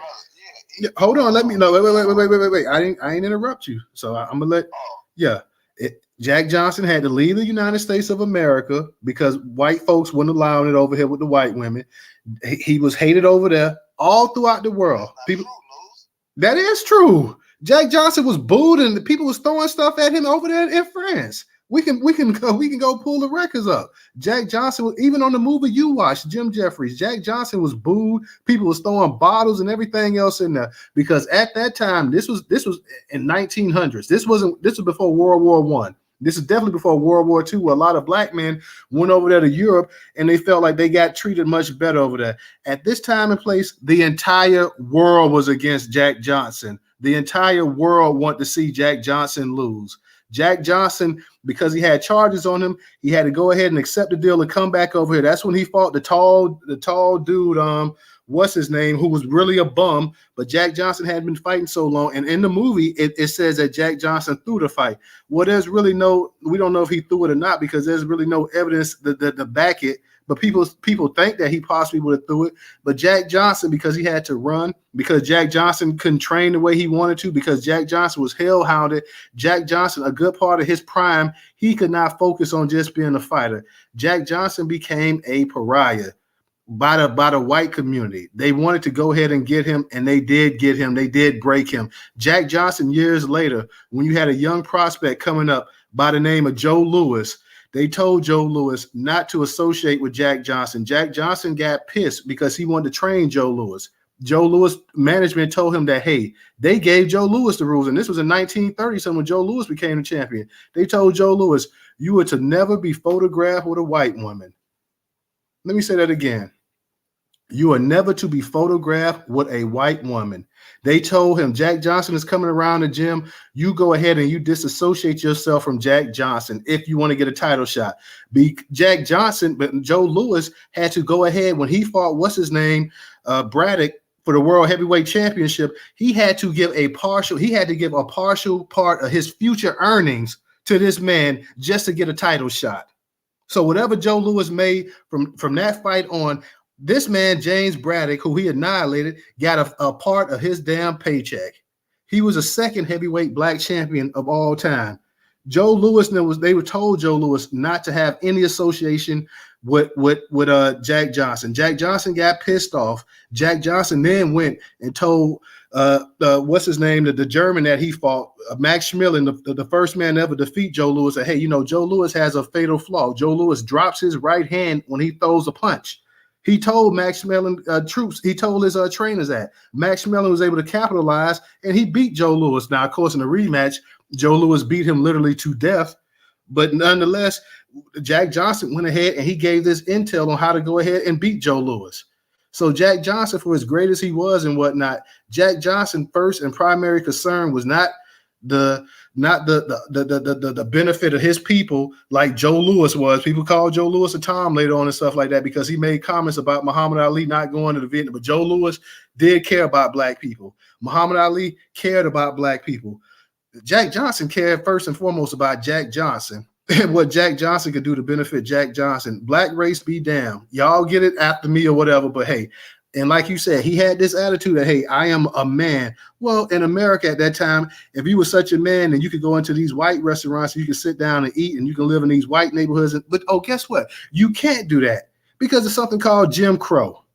And in Jim Crow, that says you're not supposed to marry white women. So when he went ahead and a man don't have to sneak and marry a woman, a man goes and he takes a wife and he marries them. But he couldn't do that. He had to go ahead and sneak around. And then you're right. He did publicly come out with his white women and stuff like that. But then he paid the price. Like I said, he had to escape. He had to leave America because they was trying to put him in jail. When he came back, he came back on these white boys' turn. And he fought this big giant that Jack Dempsey ended up knocking out years later. Primo Carnera, who had no business ever, who would have never touched him in his prime. But the fact of the matter that his prime was wasted and squandered because he had to worry about all the other legal battles and everything else like that. Like I said, they were going to come after him anyways. And the only reason they did not kill Jack Johnson, and I believe this with all my heart. The only reason Jack Johnson did not get a bullet put on him because Jack Johnson was the heavyweight champion of the world. He was the first black heavyweight champion of the world. If we go ahead and we kill Jack Johnson, then that means we make him a martyr. to all other black people out there. It shows that, hey, we could not beat this black man head up one-on-one in the ring, so we had to go ahead and do a cowardly act, and we had to kill him. No, we can't beat this nigga like that. We'll find a way to get him. We'll break him. We'll buck break him like we buck break all the rest of these niggas right here. And Jack Johnson got broke. Go ahead, Volvo. Now, it sounds like to me, with all the rags and the other things you just said, it sounds like Joe Louis was the one that was broken. Joe Louis was the Uncle Tom. They told Joe Louis you can't take a picture with a white woman. They told Joe Louis they took Joe Louis money. Jack Johnson didn't die broke. Jack Johnson died in an automobile accident when back when white folks didn't even have cars. You had to be a rich white folk to have cars. He didn't die broke. He lived his life the way that he wanted to. They didn't break him. He had to leave America because he wanted to keep his title because they was trying to strip him of the title. He came back and went to jail. He turned himself in to go to jail. And when he got out of jail, he went right back to living his life the way that he wanted to. It was Joe Louis that they dictated the terms to. It was Joe Louis the one that was buck broken. It wasn't Jack Johnson. Jack Johnson lived his life the way that he wanted to. All that what you just said, you just explained who the one that was really buck broken, who the one that was really not allowed to live as a man. That was Joe Louis. That wasn't Jack Johnson. He did what he. If it wasn't for Jack Johnson, it wouldn't be no LeBron. It wouldn't be no Angel Reese. It wouldn't be no Floyd Mayweather, no Tiger Woods, no Michael Jordan. That's the greatest athlete of all time. That man lived life on his own terms. You know what I mean? I ain't gonna hog the mic, but I appreciate you letting me speak. But News, you wrong on this one. You wrong on this one. When Jack Johnson died, Jack Johnson became an afterthought. Jack Johnson is in the history book simply because he was the first. Most people don't even know. You have to go in and tell them who Jack Johnson was. People still was talking about Joe Louis after Joe Louis died. You're right. Joe Louis died. Joe Louis went broke because of bad investments and having people mismanage his funds. That's why Joe Louis went broke. The IRS, they chased Joe Louis around the country. Because Joe Louis bad investments and not paying all his taxes. And having people manage your money that shouldn't have been managing your money. Right. Yeah. So that's Joe Louis. Hell, and let's be perfectly honest here. Most boxers, when we look at the history of most boxers in this country, especially most black boxers, well, especially during that time frame, most black boxers died broke. Yeah, but he didn't. We ain't talking about Mo. We're talking about Jack Johnson didn't die broke. And the thing is this. Jack Johnson, the reason why we don't think about him now is because the white media don't want to bring that up. That's an incredible story you got to tell.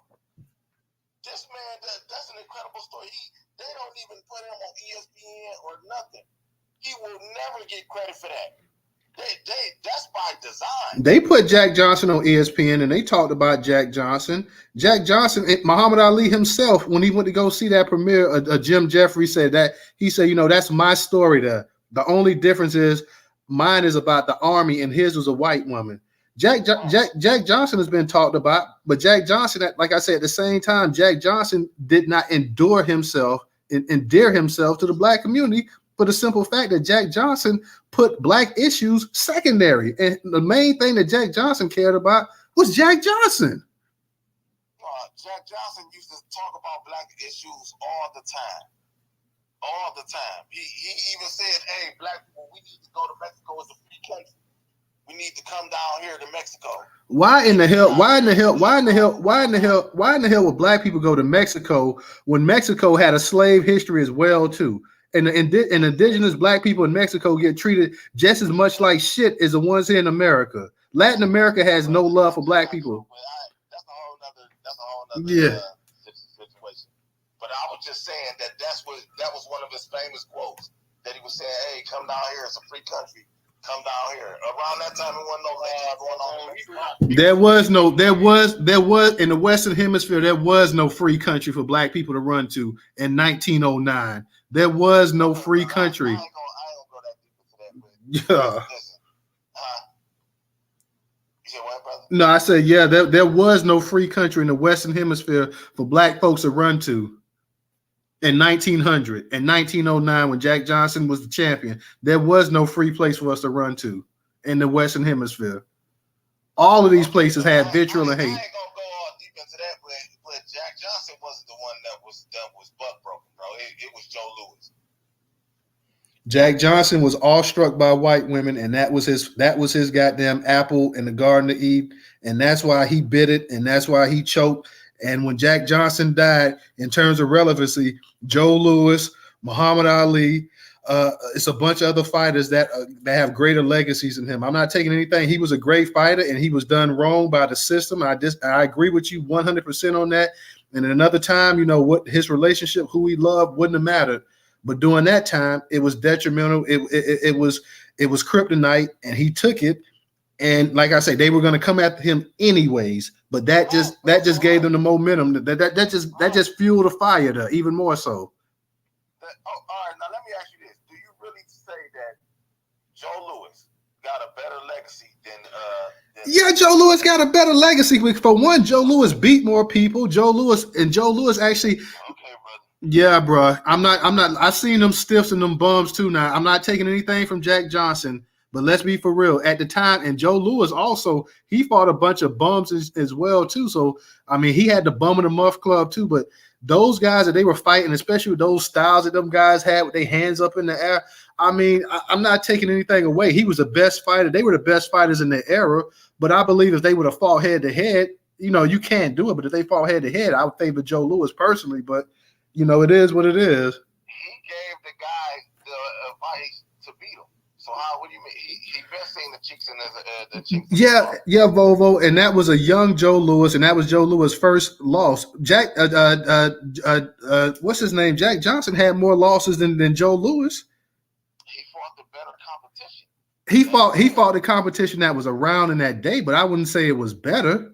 I would say that Joe Louis fought better competition. I'm a boxing historian. Bro, I grew up with it. I got fathers and stuff. My father and dad and them and uncles, we grew up. I used to watch the Ali tapes, the Joe Louis tapes, the Sugar Ray Leonard tapes, all of that stuff. So about those black fighters around that time, them was monsters.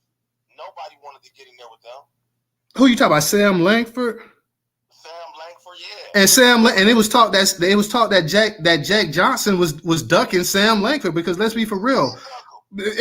Sam Langford beat Jack Johnson before. No, he already beat him. Yeah, they had already beat him. But they were saying, that's what they were saying, that the best fighters was black, but nobody wanted to see two black fighters fighting at that time.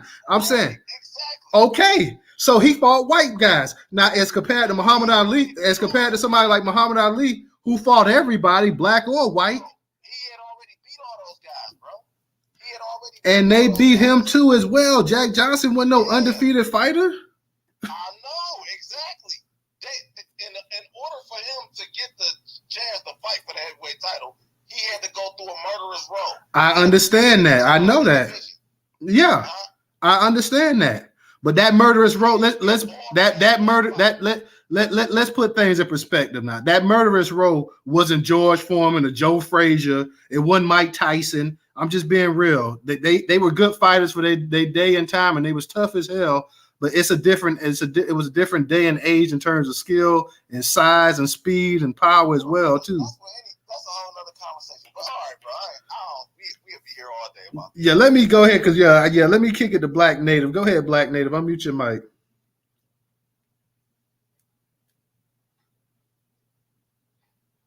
You there, Black Native?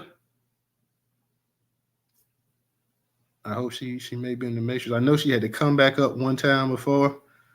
Black Native, can you hear me? Black Native, you there?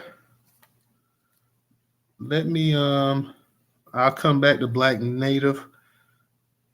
Let me try one more time. Black Native, you there?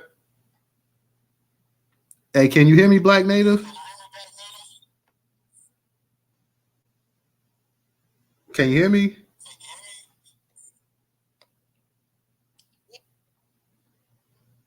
Go ahead and talk, Black Native, if you can hear me.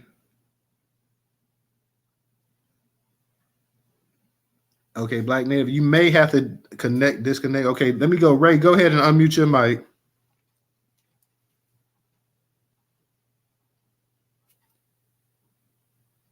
Ray, you there? Yo, can y'all hear me? Yeah, I can hear you.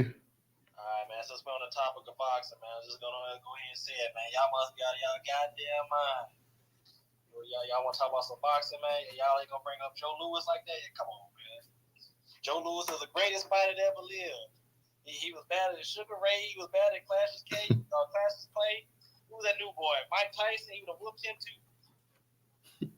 Getting us with the Coming to America right there. Yeah, man. I gotta hit you with the Coming to Yeah, America. man. We just got. I don't know how we got on the Jack Johnson thing because, like, Vovo was. I could tell he's a fan of Jack Johnson. I like Jack Johnson myself, but I'm just in terms of history and stuff like that. I'm trying to look at it through the lens of what it really was in that time and stuff as well too. But I don't. Jack Johnson, Jack Johnson inspired millions of black people. I just think that his legacy could have been bigger with black people had he just focused more on his actual people and not worried about the dominant society at that time. But like I said, that's a different topic for a different time. So I ain't gonna, because I know, like we say, we'll be up in here all night on this one here. But let me go ahead and. Now, hold on. Before you move on, really quick. I was just joking, man. I want to add just two quick topics in before you move on. The first one is something that we don't talk about is LL Cool J. I know this is gonna sound weird, but his family is actually boxing history. I don't know if y'all know that. LL Cool J's, I think it was his uncle. He had an uncle named John Henry Lewis.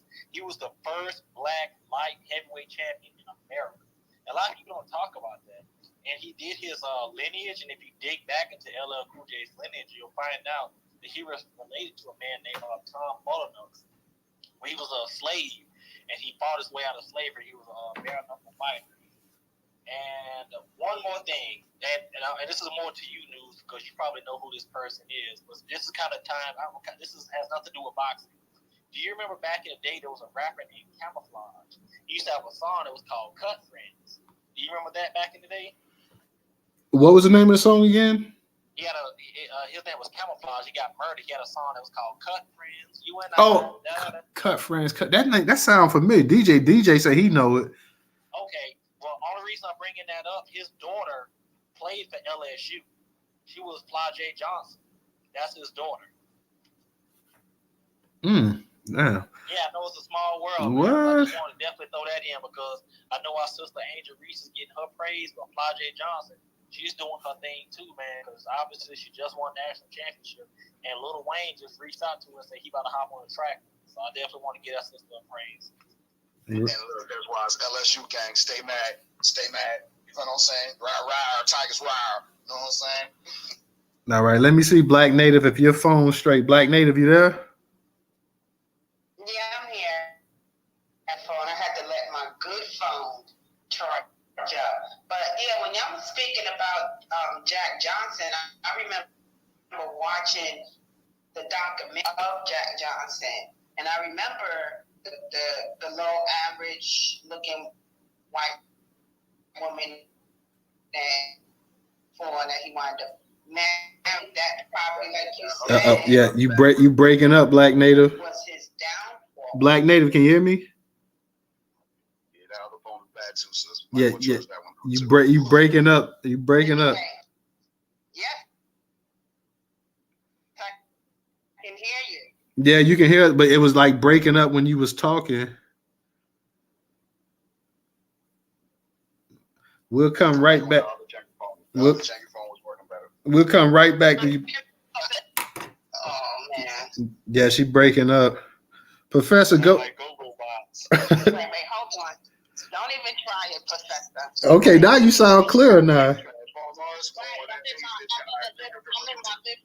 Okay, hey, hold on, DJ. Well, hold on. Let it look, because she sound clear now. Go ahead, Black Native. I was saying when you all was speaking about Jack Johnson, I remember watching the documentary on Jack Johnson, the real Jack Johnson, not the movie with James Earl Jones.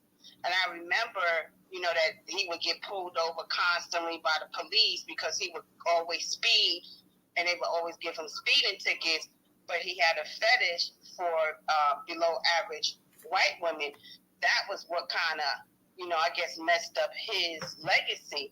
Now, the person that I would say I wish I would have loved to meet before he would say.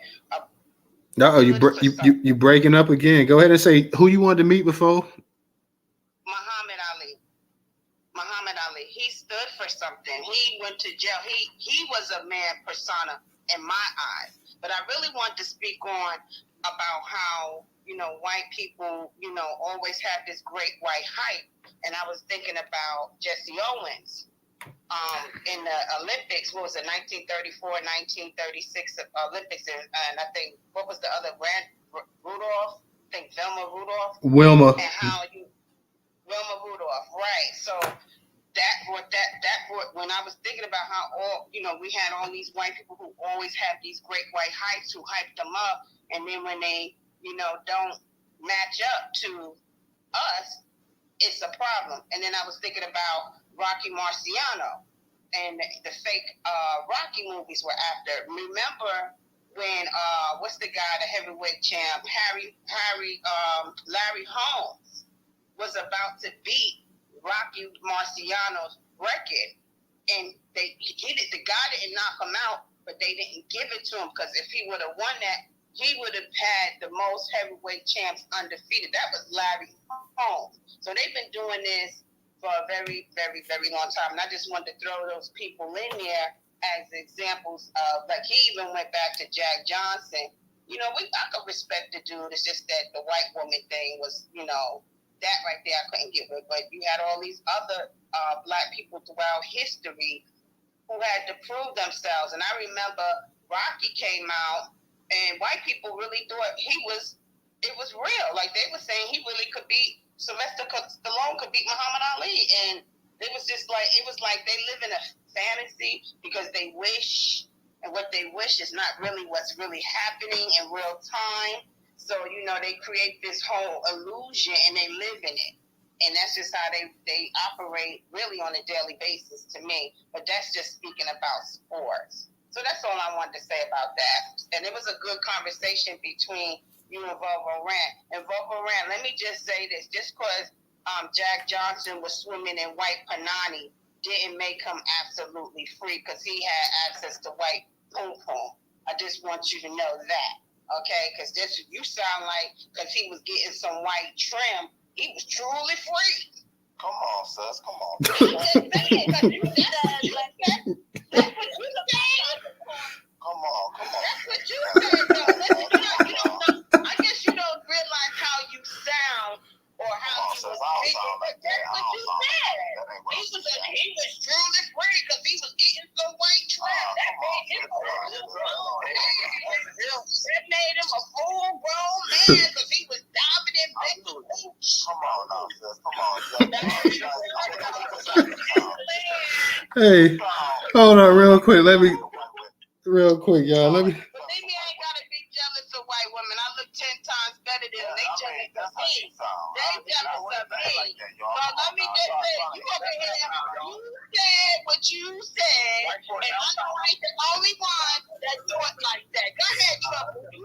I know I ain't the only one. Let me real quick. I gotta get the professor first and then Trouble. Professor, go ahead and unmute your mic.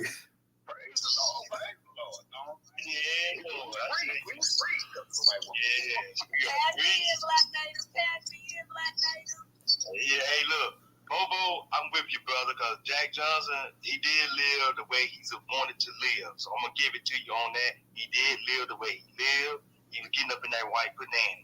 Hey, nothing wrong with that. That's what the brother wanted to do. He was standing 10 toes up in that shit. That's what he was doing. He was a heavyweight champion, and he was a Becky champion. So I'm going to give the brother praise. Amen. Now, but at the end of the day, I'm going to give a lot of love and praise to brother Muhammad Ali. Black Native spoke on something real true right there. The brother stood for something. And that's what I have to look at right there. The brother stood for something for our people. So when I look at a boxing champion, Muhammad Ali is going to be the greatest one because he was not just a champion in and out of the ring, but he was a champion in life. See, he was a champion in life. He was about speaking for the people, our people. So Muhammad Ali is going to be the champion if you want to just know the truth. Now, Jack Johnson, the Becky champion, and the man that lived the way he wanted to, hey, you give him a lot of props. The brother was standing 10 toes up in that white banana. Got to give it to him. The Becky champion, Jack Johnson, everybody. Becky champion. It's not Punani, it's Punaja, right? Punaja. It's Punaja. My bad. Punanjis, yeah, but whatever. Trouble, you better say that. I can't say that shit. Let me go ahead. Let me get to Trouble real quick because I definitely got to hear what Trouble got to say. Go ahead, Trouble. Unmute your mic. One quick thing, you know that Joe Louis said that Muhammad Ali would have been on the bum and bump. Yeah, all old people say that too. I mean, please, them bums that Joe Louis was fighting would have got their head ripped apart by Ali. Go ahead, Trouble. Black Native, girl, if you don't stay up out my head, I don't know how you know what I was coming to the stage to say. I can't stand the fact that so many of us, and I don't just want to point out to my brothers, but Yes, that's what I'm DJ, mute your mic. Look, living in white pussy is not freedom. And that was a problem with a lot of us back in those days, that where we equate freedom to being having access to white ass. That's not freedom. That's absolute death. That is death, and that is destruction. And we better learn to come from out of her, and I don't mean her. We better come from out of American and America's systems of what America's society says is the standard of habit. White women are not the standards of what you should be having, which is why Jack Johnson went the way that he did. He wanted to do something different. How the hell can you be the grandson or the great-grandson of a slave and you think that true freedom means having access to white cootie? That's not freedom, brother. That's death. And until our people begin to realize what is death and what is actually life, us being with each other is life. Having access to that is death. Nate Parker. Lifted right now when we got brothers cheesing like Chester, like some Cheshire cat, because they might have some access to white pussy. Come on now. Look, can we name the people? I just want to name all. I mean, what's the guy? Jonathan Majors? Y'all. Literally, last week? Nate Parker. Like, the list could go on, even though he didn't claim to be black. Tiger Woods. Come on now. Wait a minute, you can't throw Tiger in there. You can't throw Tiger in there. That's disrespectful. You can't throw Tiger in there. He was capitalizing. Exactly. Real quick, let me go ahead and get to Wilson. Wilson, go ahead and unmute your mic, and I got you, Vovo. I cannot stand Tiger Woods because he embodies everything that is called anti-self-hating. That he can call himself anything he wants to, but when those cops arrested his ass was black. And I wanted to talk. Jack Johnson was only allowed to live with some freedoms because these white people were making money off of him. And at the end of the day, he loved white women too much, and it was too much for them to handle. But had he just delved in a little bit and maybe found a very light-skinned, white, damn near bright black woman, he would have been allowed to live a little bit more free. They're only allowing you to live as much as they can make money off of you. Remember, black people's despair, black people's pain, black people's lynching is a big business for white people all over the world, particularly in the United States. So, let's put it all in perspective. I'm not very impressed with Jack Johnson loving his white women. I mean, whatever. But, look where it got him. And, his story in 1909 is the same story in 2023. These niggas walking around with their white women, their white wife and everything, they are only allowed to do that as long as white people allow them to do it. And that's it. They have no protection, and white women know that when they call the police, they know what comes along with that. So I just wanted to say that. And at the end of the day, we can say what we want about white supremacy, but what they do know is that there's nothing in the world that can beat Black people. We have always been winning. We've always been 10, 15 years ahead. We always look good. I mean, even with all the stress that we deal with, we all look 15 years younger than what we're our actual ages. So there's a thing called being blessed, and that's what we are as a people. And that's it. That's what I like with. Bye. Thank you, sister. Once again, y'all, let me make sure y'all go ahead and subscribe to the YouTube channel. It's up in the Jumbotron. It's the fifth one to the left. The fifth one to the left, go up there and subscribe. We haven't had anybody subscribe to the YouTube channel tonight, so we got to go ahead and get some subscription. I at least need one person up in the space. Go ahead, go up in the Jumbotron, the fifth one on the left side, and go ahead and subscribe to the YouTube channel. Go ahead and subscribe right now while we're in this Twitter space. We're not going to be going too much long, but while we're in it, go ahead and subscribe. Also, if you can, support us on Cash App, $Newstoter, $Newstoter. Newstoter is the largest Black-owned, Black American-owned news media curation platform today in America. Once again, that is $Newstoter, $Newstoter. If you do not have Cash App, then we have the PayPal and Venmo up in the Jumbotron as well. Vovo, go ahead. I know you want to go ahead and you're hearing everybody. I know you want to say something, so go ahead, Vovo. Yeah, I just want to say, like that, y'all the ones that got hung up on the white woman thing. I was not talking about none of that stuff. That was really a tripping point. I put no stock in white women at all. Let's be clear. I'm a tall, handsome Black man. All women choose me. Period. I don't got no problem with getting no women. I don't put no stock in no white women. Like as a Black American man, I come from a long lineage of Black American men. We've been sleeping with white women since slavery. That ain't nothing. I've been with hundreds of white women, throwing them out the window, taking money from them and everything, making them buy me Jordans and everything ever since I was a kid. It ain't nothing special about no white woman. I ain't say nothing about that. Nothing. That's y'all that got triggered by that. That was real childish. That was, You said what? You my hero, Bobo. Well, yeah, I get that a lot too. But anyway, I don't put no stock in no white woman. They ain't mean nothing to me. I don't even like white people. I'm a racist. I don't even like white people. So I don't put no stock in no white women. I appreciate if y'all don't do that, because it could be a lot of Didn't you just say you slept with hundreds of white women? Didn't you just say? Hundreds of white women. Hundreds of white women, hundreds of Black women, hundreds of Latino women, hundreds. Okay. Damn, Vovo, you sound like Wilt Chamberlain up in here. I ain't reached Will numbers, but I'll jump pretty well in my 36 years.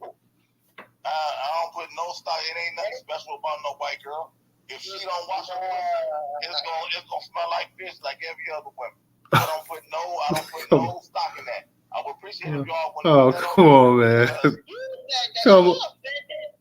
Come on, man. I would appreciate y'all don't put that on me, because it'll be trolls in the comment section. I'll go in another room. It'll be Bobo love white woman. He put, yeah, I was in that room.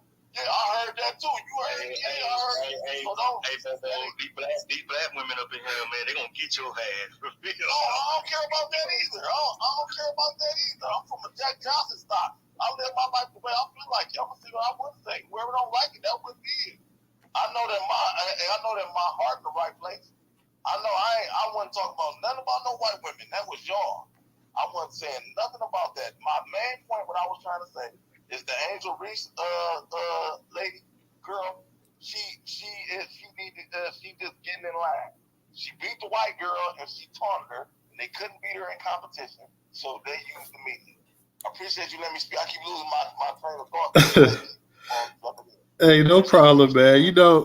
I always know you're gonna come in here and say what you gotta say, what you want to say. So I don't care, man. We, like I say, I know we was talking about Angel Reese, and we kind of got off the Jack Johnson, whatever. Like I said, Jack Johnson is a historical figure, and Jack Johnson is an important figure as well too. I just felt I brought up the thing about the white woman because whenever you talk about Jack Johnson, let's be for real. Outside of him winning the championship and being the first black heavyweight champion, the central key figure in his life is going to be the involvement with the white women because they use that as a way to frame him and put him in jail and come up with all kind of charges and stuff like that. So, whenever you bring up Jack Johnson, that's going to always be what people bring up. Yeah, he was the first black heavyweight champion. Oh yeah, also they had him with the man that because he loved white women. He was married to white women. He was dating white women. He was bringing. So that's just how we got on that there. So no harm, no foul. No, let me ask you this: as a man, can anybody tell you what to do with your penis? No, I agree with you. Volvo, I agree with you saying. I'm just saying in that time, you would agree with me on that. In that time and era that you was in, you also knew that sleeping white could end up. And let's be for real. The only reason Jack Johnson didn't get killed was because of his actual status that he had acquired. But if it had been me or you, and we was banging white chicks left and right, a message would have been sent to us. Every black man up in this space, a message would have been sent to us, and it probably would involve our neck around the damn noose. But that's been happening since slavery, bro. The mistress used to run around the barn at night and get plowed by the black slave, by the big black slave. You know what I mean? Yeah, but the only thing is that when that happened and they found it out, what did they do to the big black slave? They killed him. Okay, that's all I'm saying. Kill me, because I would have been. That's the least I'm gonna do. That's minimum. They would have probably killed me because he would have definitely been. I would have been right around back to the barn. I would have bought 3-4 other niggas with me. Look, when I would have saw Miss Ann coming, I would have tried to hightail it the other direction, bro. Straight up, I'd have played dumb. I did that, and then I would have had her set the master up. We about to go upstairs. I'm gonna hit her so good, I might have her do it. We about to go upstairs and we about to go in the big house and we about to kill the master. We about to burn all this shit. That's the type of nigga I am. See, that's that. That's. Let me ask this one last question. I don't want to hog the mic. Go ahead. Any men in here that somebody can tell you what to do with your penis? Any men? That's just an open question. All right, then. My man Volvo made his presence felt tonight. I give him that right there. Sister Trouble, she said she came back to add to the conversation. Go ahead, Trouble, unmute your mic. Yep, I'm coming back to add a little bit more. Thank you, Newstoter. Here we go. Yeah. So for a brother that don't have to mention, be the one to kick the conversation off about the white woman, you seem so passionate about the fact that he was living his life as a free man because he got that white ass. You were so excited about it. You brought this whole conversation on your own self, so don't try to play the victim. Don't be a black male Karen up in the space now all of a sudden you want to play the damn victim like somebody just put words in your mouth. No, them words came directly out your mouth. Not only that, but when Black Natives started speaking on it, what was your response? You turned around. Oh, you act like you jealous of the white woman. I'm jealous. Yeah, you jealous of the white woman. So now she got to be jealous of the white woman because she's speaking on it. So that sounds like somebody who's enamored with the white woman to me because generally a brother not going to accuse a sister of being jealous of some skank hoe just because she's speaking on it. You was offended that she was talking about them little white gutter hoes. You know what I'm saying? So please don't act like somebody like we just pulled this out of thin air, like we pulled this out of the crack of Becky's ass. No, you put it there. You put it there, we responded to it, and then you quickly got offended and got into your feelings about it. But for somebody who's so racist, who don't even like a white woman, to say that you done been sleeping with hundreds of white women, say it's something about the white woman that you obviously like. Oh, I done been with white women, Hispanic women. Ain't nobody tell me what I can do with my dick. Don't nobody want to tell you what to do with that community dick. You can do whatever you want. You can cut it off and slide it over to the left for all we care. But please, don't come up in here trying to put words up in our mouths when you was the one who kicked that conversation off in our lane. Damn, Trump. What? Like, Trouble said that I like to say. oh. Me and Trouble, we our minds are one, literally. Because I wanted to say say the same thing. Nobody brought up white women. You brought white women up.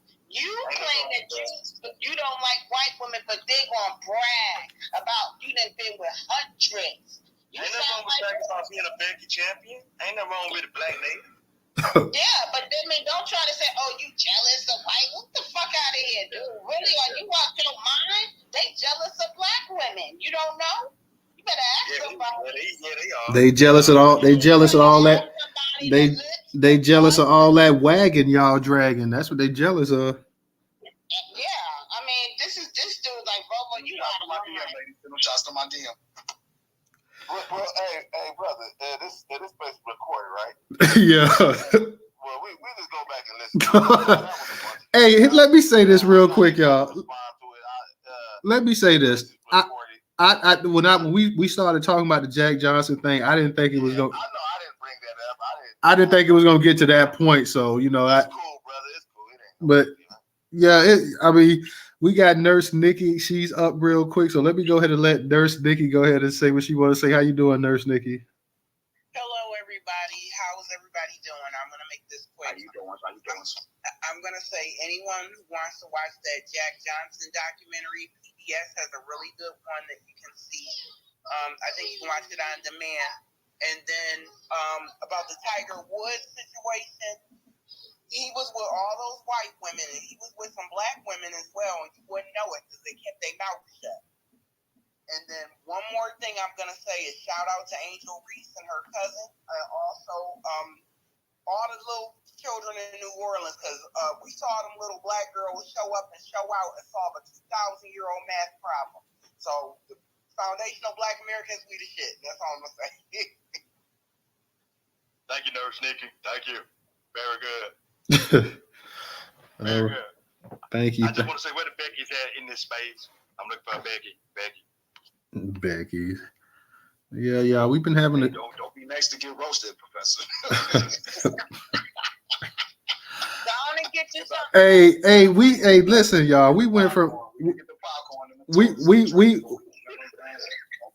Hey, real quick, y'all. We went from talking about Donald Trump and Alvin Bragg and the hate mail and to Angel Reese and the situation with her and the girl Catlin we somehow got on when we got on Jack Johnson, boy, that was just that was like I said, that was me on that. Like I don't know who these people are right here. Let's see real quick who this is. I see somebody. Damn, hey, Professor, bro, called up the Kraken. Oh Lordy.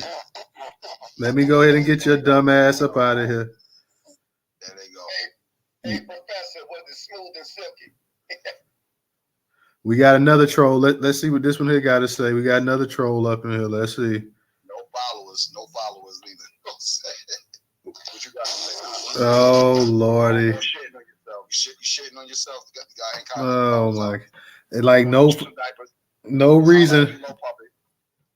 Just decide to come up in here and just troll just for the hell of it. Don't. Oh my God! Let me go ahead and deny this fool here. You can't come up in here no more. You already did your little farting sounds, and you had enough. So go on, get on out of here, man. Hey, make sure y'all get your diapers from our Black American sister, ELO Puppet, ELL Puppet, ELLO Puppet.com. ELO Puppet. There you go. So you doodling on yourself. You sharding on yourself. You know what I mean? She got the wet wipes too. You know what I'm saying? It's all good. Wow, them sisters was feisty up in this mud. They came up in here like they ain't wasting no time. I saw when the hand started raising when we started talking, Bo. I'm like we done messed around and got on the wrong damn topic here. But like I said, that's my bad, y'all. That's my bad. It's on YouTube.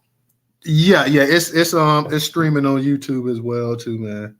But I always record the spaces too. So if you always want to come back and whether the space is recorded, if you want to hear it on Twitter, you want to go to YouTube, it don't matter. So it's on there. No, you don't mind if I use it, right? Huh? I said you don't mind if I use it, right?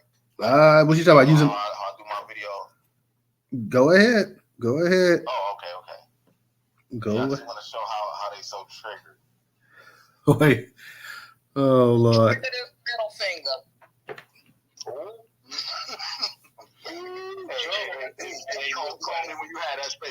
hate when you had that space, yo. No, I'm gonna do a video on this to show how, because I know I didn't bring up on no white women. Hey, DJ, you might have to hold second space, bro. You gonna have to hold second space. No, I think I brought when we started talking about Jack Johnson, I just started talking about his legacy, and like I said, you can't talk about Jack Johnson without mentioning the obvious. So that's how I brought it up. So it was me, and just everybody just was reacted off of that from the conversation you and I, because you and I had a decent exchange going on for a minute. So that's how we kind of got into it, and then respect. Let me ask you this then. How you think you got to be I love white women and just white woman lover? How did that happen? I don't know what that was. Free man. He was sounded like you were having an orgasm. You slept with 100 of them. That should tell a lot. You slept with hundreds of them. I don't know what to tell you on that. You admitted that. Before I said that, You just slept triggered with. by that. Like, Look, hold up, no. What's your name? Bobo Ran. I don't give a fuck if you sleep with 1,000 white girls. You better hope you still got your penis and you ain't caught shit. You know what I'm saying? But you said you slept with hundreds of the so-called women, that you can't stand and that you don't fuck with. But you got your dick in hundreds of them. Come on now, you a hypocrite. Shut up. well, all right. I mean, it ain't no big deal. Yeah. We don't. Yeah, come on, y'all. Let's chill a little bit. We ain't gotta. That ain't really fun. It just, I just want to show how they so triggered. That's all. That's why I said, can I get this video out? I don't know what triggered them like that. And The thing I was trying to say was that they sound hurt about something. They sound hurt. I don't know. Like they don't want to sound hurt. Not me.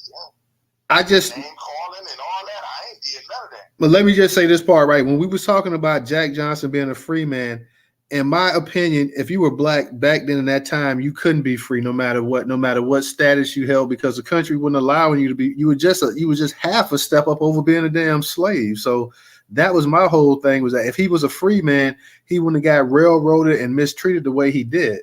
So that's why I was saying, well, no, I don't. He viewed himself as a free man. He looked at himself as a free man, but in reality, he wasn't a free man. Like that's just how I looked at it. I mean, in reality, if he was a free man, he wouldn't have got. If Jack Johnson was just a regular white boy during that time, they would have championed him. They would have loved him and this and that or whatever. But the fact that he wasn't white and the stuff that he was doing, because all he was doing was what other white champions was doing, John L. Sullivan and all the ones before him and stuff like that. The fact of the matter was that he was not free, because the country itself wasn't free. The country was the most racist place on the face of the earth. So that's why I say he wasn't free, even though he viewed himself as a free man. He viewed himself as a man first and foremost. And I just think that was at the time was dangerous. Volvo, real quick, let me get to the sister No Taxation, because I see she got her hand up.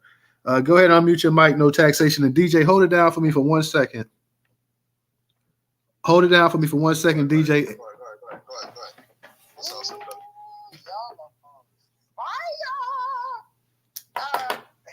Where the white women at, sis? I came in just in time. I'm looking for a Becky.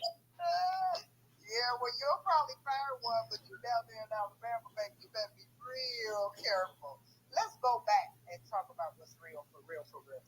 First of all, I want to say this as the preface, is that every black woman that's black, when they raise their son, even if there's a man in the home, they sit their son down and tell him to stay away from white women. And that has been true since we have been in this country. That has not changed, and there's a reason for that. So let's talk about Jack Johnson for 1 second. Was he free? He was as free as he could be back in those days. But Jack Johnson was with that white woman, and he was on the run. He had no peace. If you don't have peace, you're not free, you see? And so Jack Johnson wasn't free because he didn't have any peace. He had to stay on the run because he had that white woman. Let's talk about something else. The movie King Kong was made to depict Jack Johnson. I don't know if y'all know it, but that's why the movie King Kong is about Jack Johnson. Big gorilla, black gorilla, got the white woman tied up. Okay? So let's go back a little further. Let's put Jack to the side. There is a book, and if I find it, it's in my library, I'll put it up. The reason we have white supremacy today and racism that goes along with it is because white men were in fear of black men having sex with their woman. So let's be real clear about what's going on. Okay? That is the premise, that's the basis for white supremacy in this country. And nobody better ever forget that. And if you, and I'm not calling you out, Bobo, because I don't know you, but I'm just saying, any man that sleeps with hundreds of white women, it's just a matter of time before the white boys get you. You know why? Because they still do it today. They still do it today. And I'm not telling you what to do. I'm not telling nobody what to do because this is still America and people can do what the hell they want to do. Okay? And think the way they want to think. I believe in that. But I will say this. Don't get the wrong one. Because if the daddy or the boyfriend or the ex-lover or any other white man that's on the street is in direct adverse of that, you know, I mean, you can get out of here real quick. They do that today. They get rid of black men today for being with white women. Ain't nothing changed. They just do it differently now. They used to hang you. They used to cut your penises off. See, they used to lynch you for that. And just look at him, Emmett Till. He didn't even do that. Okay, so let's not pretend that the death and the trauma of a black man in this country is not directly tied to a white man. Let's not pretend that that's not true, because it's still true to this day. And that's the premise of white supremacy in America. Okay, and I'm going to leave it at that. Thank you.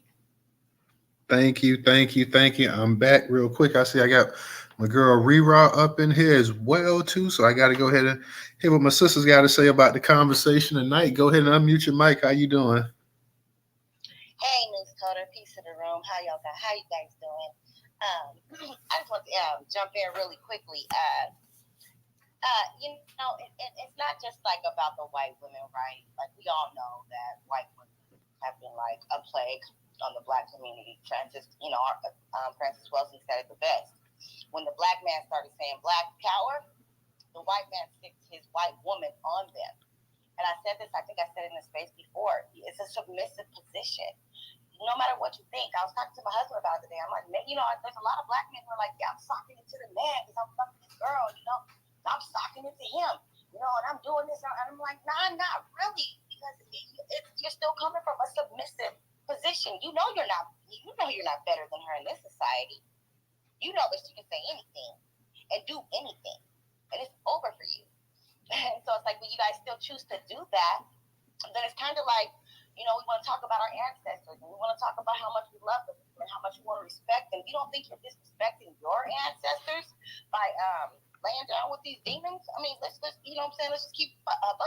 On top of that, we're talking about Angel Reese, who was just widely discriminated against all these white people.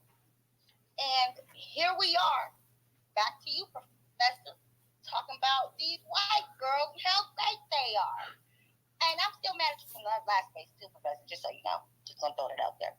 But you still my friend, we cool. But still, you didn't have to say that shit. But I mean, it always gets wrapped back into that. And this is what the problem is. You know what I'm saying? Like, black people are divided by so much stupid shit.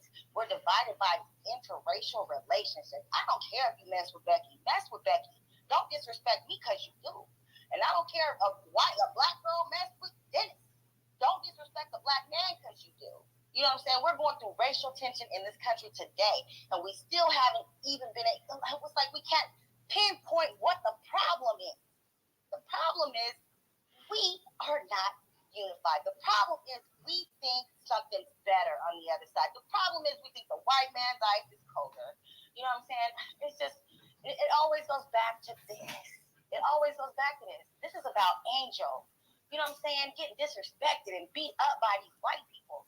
And it really hurts my heart and my soul to have black men, you know what I'm saying, that I would never disrespect, say that, well, you know, the white woman is this, you know, the white woman, we ain't over it. We're like 60 years from Jim Crow. We're not that far removed.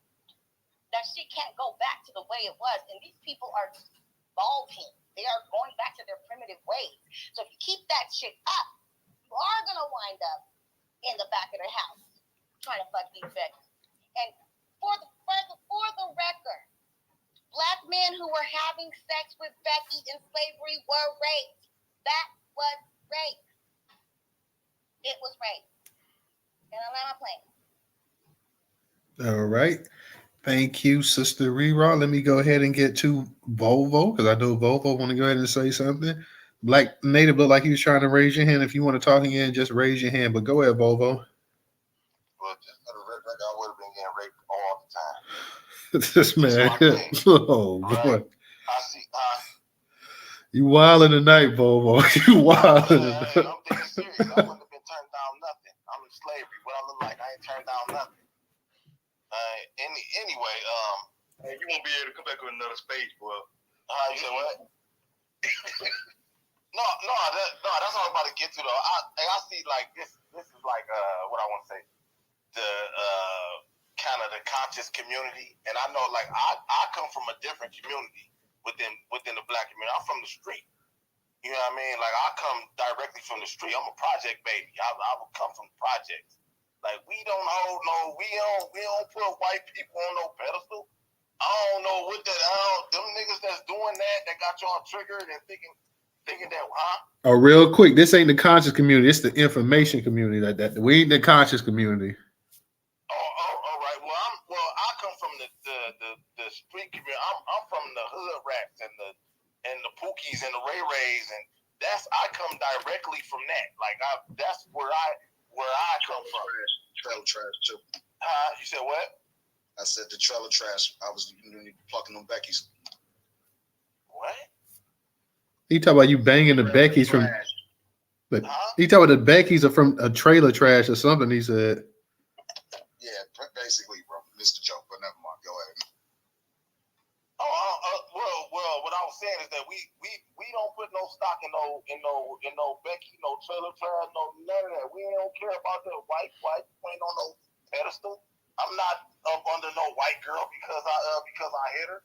Like I was saying, we used to take white girls' credit card, college students from the suburb, get that credit card, come buy me George, bitch. You know what I'm saying? Come on, like come to the list, come on, like we ain't putting on no pedestal. We done train on her. Just toss her to the whole hood. Like that's where I come from. I know y'all probably wouldn't understand that. When I said hundreds, it ain't like I'm chasing white women or nothing like that. I'm talking about being at the bar, being at the club, and there's a white girl in there looking at me, choosing me. That's what I'm talking about. Ain't nobody putting no white people on no pedestal. Any man that's a handsome man, I don't care what color he is, he know what it feel like to be chose. They choose me. I ain't committed no rape, none of that. Period. All the women that I ever had sex with throughout my whole life, all of them chose me. They had to lay down in front of me. They had to bend over and offer their ass up to me. I ain't never forced myself on nobody. So I don't know. I can see like this. I guess it's the information community. Y'all triggered by just hearing white women. I don't care about white women I don't care about no funky hunky. I don't care about them. Just because I have sex with you, that don't mean I like you. You know what I mean? You might just be attractive, or you might just be some easy sex for that night. Like period. That's the type of community I come from. I'm from the street. Like I'm like really literally from the street. Like you know what I mean? The fact that I'm even having this type of conversation with y'all, and my friends heard me talking like, yeah, man, fuck it up, bro. Like, y'all like the squares to us. You know what I'm saying? I just changed my life. You know what I mean? But y'all like the squares to us. Y'all like squares type shit. Y'all talking about black issues and all that type of shit. The people I come from, they not even into this type of shit. This a whole nother community of black folk. You know what I mean? So I can see where the disconnect is. I appreciate you letting me speak, brother. Hey, real quick, Vovo, before you go, and I feel you, and we got a bunch of our people up in here from the streets now. So let's not. I mean, even though people on this app or whatever, it's a bunch of our people from the streets and whatnot. So let's not get what you said tonight didn't bother me. I don't think it bothered most men up in here either, because most men laughing and stuff as well too. The sisters, I think they took offense when they. I think when I think when you said that you made a comparison. So yeah, if you start like when you said something about the comparison part or whatever, I guess that's gonna really. Hold on, brother. Let's be clear. That's why I said they sound jealous, because I know I didn't say that. I didn't put them on the pedestal. I didn't even mention no white women. Like that ain't even on my mind. Like that don't need. Don't get me out. Not have my permission. My voice to go free play the video, but go ahead and make one. Congratulations. I ain't got a jealous bone in my body about it, bro. And you don't have my submission either, Bobo Ran. Look, I have my hand up. Let me say this.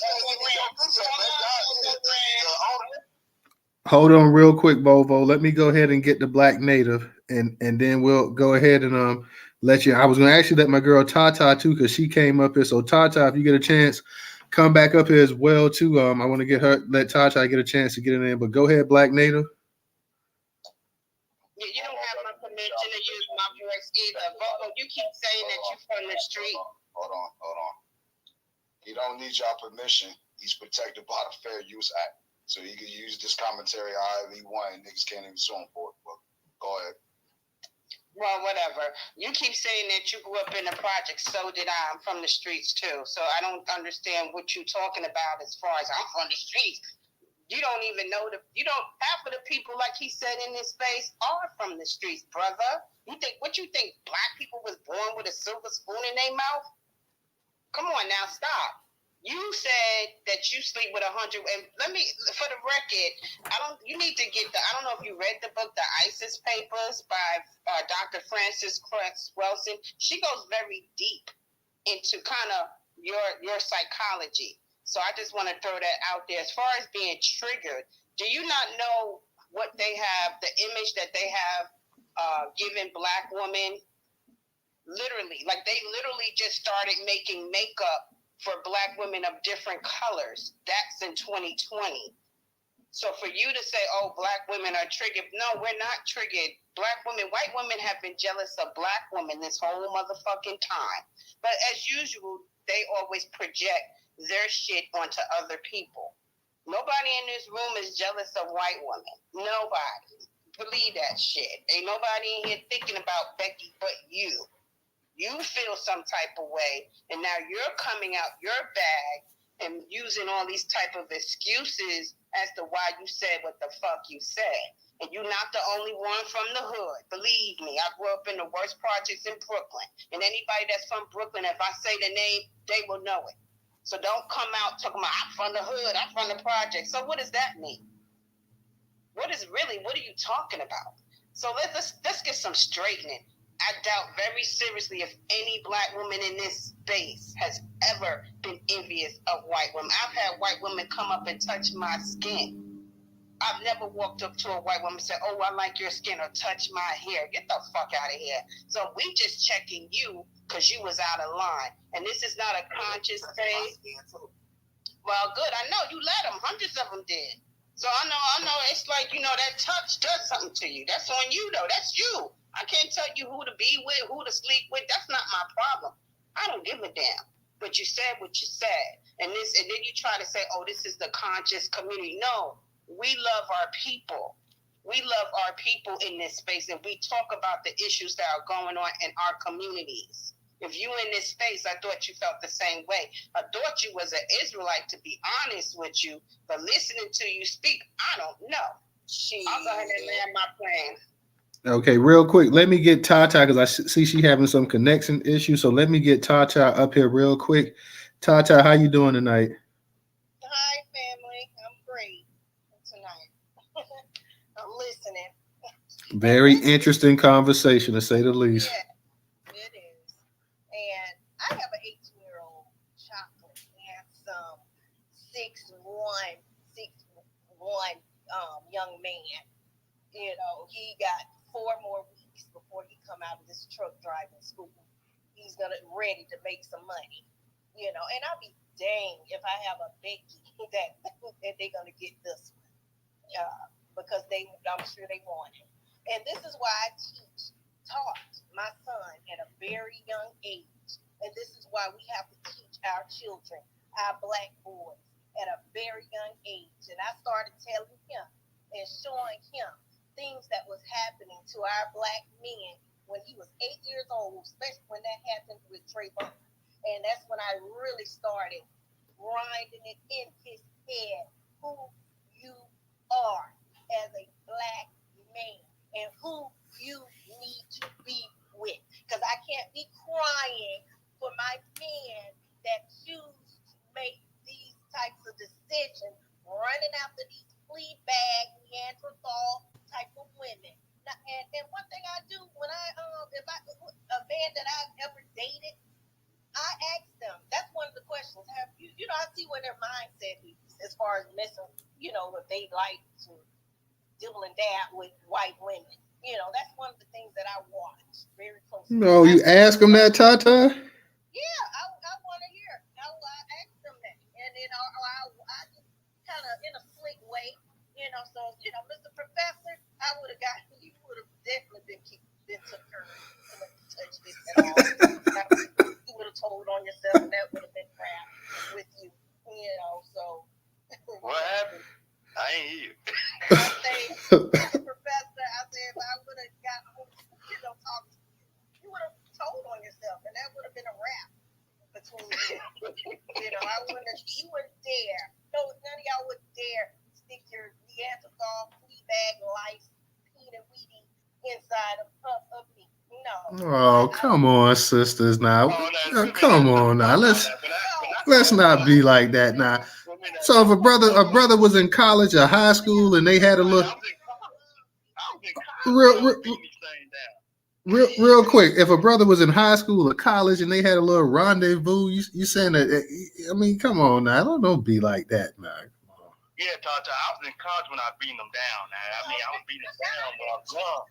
At a young age, I knew, you know, I went, like I said, my grandfather had nine boys, and I never seen my black uncles with a white woman. They didn't dare, because my grandfather didn't play that. But I never saw that. They always with black women. Never saw that. And even my cousins, it's 15 kids. My mom have all these siblings, and all of my little cousins and everything. We don't see that. I've never seen that. All that mixing and mingling. And like I told my son, I will not be. You're not gonna whitewash us, and then you and I are the only ones at the table, only black folks at the table. We're all whitewashed. No, that's crazy. So, and I never wanted to be with a white man. Like, you know, I don't care how much money you got or whatever. I want what I want, and that's a nice black man, chocolate brother, whatever. That's what I want. I don't care. I never wanted to look at a white man. Never. And we have to start coaching and talking to our children at a very young age. My son knows that. He knows. And I put that fear in him so bad, so he know not even look at one. These women are not going to cry for you the way you see me crying for all these other men out here getting slain, hung, and they claiming it's suicide out there. No, we got to stop it. Grow up. I leave. Thank you. Thank you, Tata. It is Tata. Thank you, but I'm sorry, Newstoter. I just want to address this for just a little bit. Sisters in this space, right? When I spoke on this back, when was that space? Maybe about 2 weeks ago, maybe? About 2, maybe about that. I said then to you, all you ladies in the space, that I was young. I was like 18, 19 years old. And I had never been with any Caucasoid, period, until I went to a predominantly white institution, Auburn University, which in a school like that, you're not going to meet a lot of sisters. Now, the sisters that you do meet, a lot of them are also dating outside of the race or fooling around outside of their race, because I saw a lot of that. So when I was telling y'all that, I was 18, 19 years old. Now, Now you're looking at the 47-year-old professor. I don't think you will see me out here fucking with none of these damn cocksuckers, okay? At 47, that was 1819, so that's over some years ago, okay? Now, what Bobo was talking about, I have no idea, y'all. Y'all can, you can jump all over him, whatever you want to do. But anyway, but Bobo sounds like from what the brother is saying too, though. Like me, he's saying that he did this back when he was younger too, and I'm pretty sure now that he's older, he's probably like, hey, fuck it, I don't want none of them. And same with me, I don't want any of them. They don't matter to me.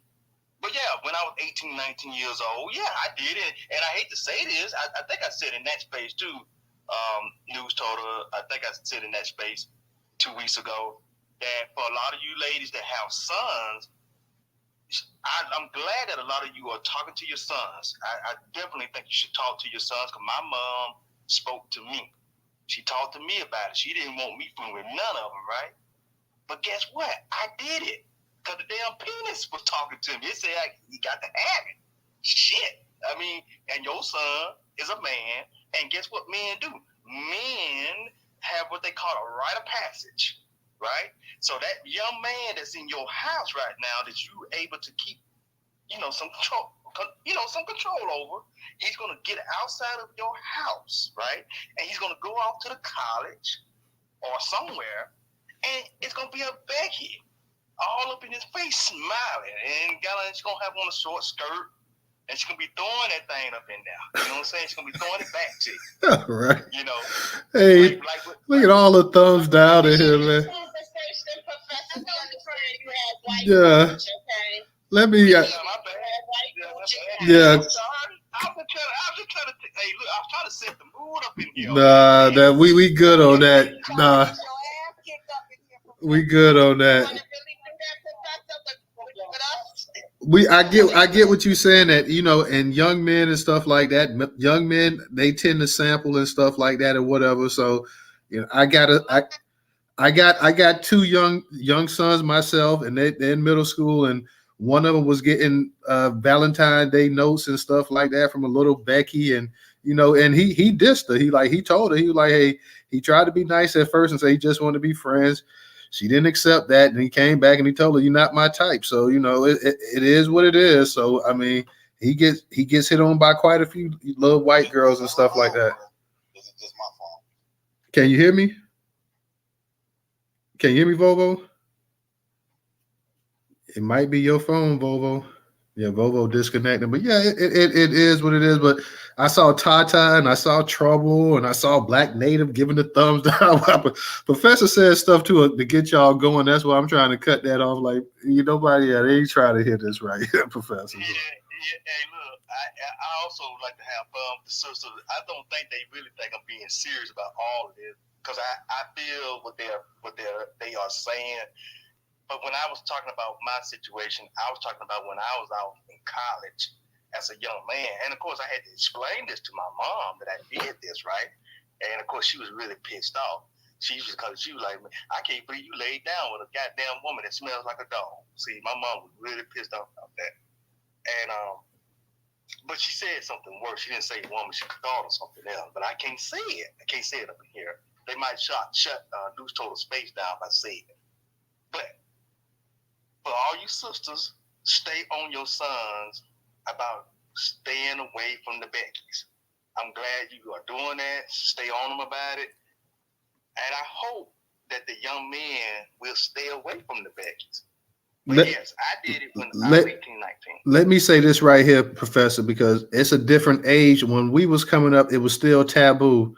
When you in middle school, high school, or whatever, dating a white girl, it was very much taboo. Seeing a white girl having sex, anything dealing with them like that.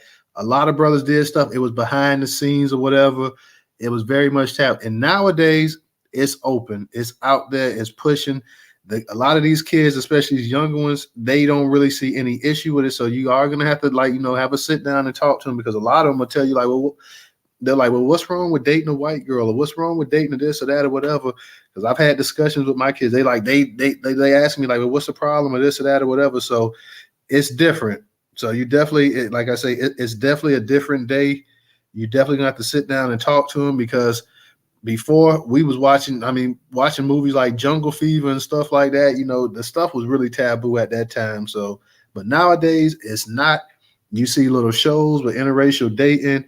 You see all of this different stuff that you didn't see 25 years ago, to just be honest. So it's different, and you're definitely gonna have to talk to them because, as they start getting older and stuff like that, and now we talk about people. We always talk about cultural appropriation, but you got more white kids and white girls listening to the hip hop and everything else, and dressing and acting like black girls and stuff than ever before. So, they gonna be pushing up on these boys. Be for real. Like I say, mine is in 7th grade, and he's had by at least 2-3 white girls this year hit on him and tell him how cute he was and this and that and want to be his girlfriend. And I'm like, nah.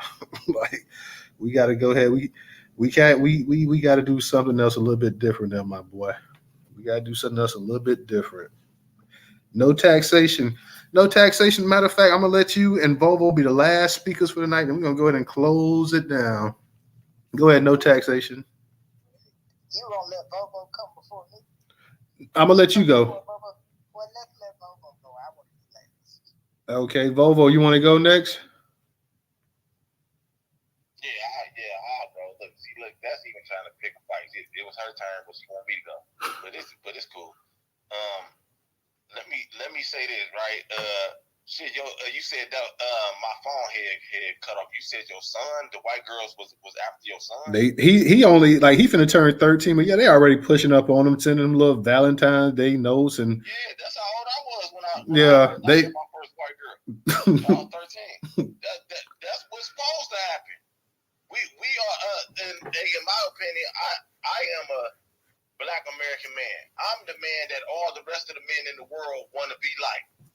I'm the alpha man. All the men want to walk like me, dress like me, talk like me. I'm the prize. So of course they gonna like your son. Of course, they want the real thing. They want a real man. We the ones that all the women like. We the catch. We the prize. You know what I mean? So that's what's supposed to happen. It was some other stuff said I had to drop off for a second because my phone was messing up. But I couldn't be with a white woman as my girlfriend. I had white girlfriends in my 20s, but I couldn't be with a white woman as my woman. Not now. That couldn't happen. I wouldn't be able to walk around with no white girl on my arm. I just couldn't. I just couldn't do it. You know what I mean? I don't even mess with white girls no more. I'm open to it. I'm open to it. She couldn't be my girlfriend. Depends on the situation. If she was beneficial, you know what I mean, in some way, or if I was at a bar or something like that, and when nobody else biting, then yeah, it's been a while since I messed with a white girl. I don't care about no thumbs down. That don't mean nothing to me. I'm saying this on a recorded space. You know what? I hope it offends you. Because if I let you down, don't worry about what I'm doing. Worry about what God doing. That's what you need to be worried about. Don't worry about what I'm doing. I'm going to do what I'm going to do. Ain't nobody going to stop me. You know what I mean? And it was something else I wanted to say. I'm just going to end with that. But I do what I want to do. Don't nobody tell me what to do. Can't nobody shame me into nothing. I'm going to do what's right. I'm going to keep my heart in the right place. And I'm going to do what I feel like doing as a man. And if anybody got a problem with that, it ain't nothing I can do with that. It ain't nothing I can do about that. That's probably something you got going on personally. That ain't got nothing to do with me. I wish we don't give a damn. I wish there was a keep chasing that white cooch. Yes, I do. Yes, I do, because otherwise y'all wouldn't be jelly. I wish I could throw. Ain't nobody else don't give a damn when they don't give a damn. Put that on your show. Where's the throw up? Hey. Don't get a fuck. Keep chasing that white cooch though. More power to you, Bobo Rants. That funky baloney pussy, like Dr. Leslie said. But is it fried though? But is it fried bologna? See, I asked that in the 2 spaces ago. Nobody answered. No, because it's that verse to the sun and it ain't like spoiled milk. So hell, no, it ain't. Oh, let me. Keep watching, because they don't wash from the bottom down. So I hope Mm. whoever Yeah, they do. no, they don't. They don't use a washcloth. They don't use a washcloth and they don't use soap. That ain't true. So I hope that you are training. I That hope ain't you true. got them in training. Oh, you must have gave them because I know every motherfucking white person said they don't use a washcloth. So you must have made them exceptional pay. Exceptional pay. You must have made some exceptional pay. All I'm saying. All right, y'all, real quick, y'all. Let me get to no taxation because y'all going in and Vovo, this my man still. Vovo, he wilding tonight, but this still my man right here. I don't care. Like, hey, that's why I like this dude to come up in this space because Vovo gonna say some stuff that's gonna get everybody just going. Like, let me let no taxation come up in here. Like, good Lord, like this was one of the better spaces. And we always say that, like everybody, like this was a good space. This space here tonight was something else right here. I got to go ahead and say that. No taxation. Go ahead and unmute your mic. I'm laughing so hard. First, let me lead with this. Bobo, one thing about me, and I think there's a majority of people in this room will tell you, I don't pick fights. I just don't do it because I'm too old and I ain't got no business out here picking no fight. And so my fighting days, unless it's white supremacy, my fighting days been over. The other thing I want to say is somebody said they smell like dogs, and I said, well, they sleep with dogs. And so, of course, you're going to smell like a dog if you're sleeping with it. But nevertheless, needless to say, Volvo made a very good point with the last thing that he said. They do come after him. My son is tall, dark, and fine as well. I married a tall, dark, and fine man, and he's over 70, and the white women is still on him. So it's a never-ending, it's a lifetime thing with black, especially if they're tall, they're strong, and they got a lot of money. That's just the name of the game. And Bobo is right when he said they come at him at 13. I mean, I've had to sit my son down and talk to him about his teachers when he was in junior high. And don't let him be athletic. Don't let him be on one of those teams, man, because it's almost a wrap. I'm going to leave you with this, and then I want to say, DJ, if you can put up, I sent you on the back end, I found the book, the title of the book, because it's an important book. It's the beginning of white supremacy. It's called White Over Black, or White Over Negro or something. So if you could put it in the Jumbotron, because I don't know how to do it. And it talks about white women and the Negro and that kind of stuff, and how even the word Negro came to be in this country. And we're going back to the 1500s. So let's go to the root, and find out how it started. Because if you agree with the premise, then you'll agree on the consequences too. And the reason I wanted to go last, Bobo, is because I wanted to end it on a high note. And I just didn't think you was going to get to do that. You understand what I'm saying? I ain't mad at you, though, because whatever you do, it don't directly affect me. So, and I don't get mad at nothing that don't directly affect me. So that's how I move, Here's what I wanted to say. I want to give y'all this story, because I always come with a story. My son had this white girl. I found out that they had, like Bobo said, passed her around. And I will say this, the game has changed. The street game has changed. Because see, in my day, they used to have white girls on the host stroke. They used to pimp them out. And I don't think that's happening no more. Maybe they, y'all get joy. Oh, no, that's still happening. That's still happening. Okay. Well, that's what I know about, when white girls were coming to the community and stuff like that. But anyway, so I didn't know nothing about this white girl, when it was happening. And my son had a crew that he hung with, but we had a really good relationship. He didn't lie to me. And he came and told me what had happened. He said, he was with this white girl. They was on the beach, and she and Buck, they was on the beach. I guess doing a beach thing. And he said it was my turn. I said, what you mean it was your turn? I knew what it meant. He said, well, everybody else had it. He said, I had to go last.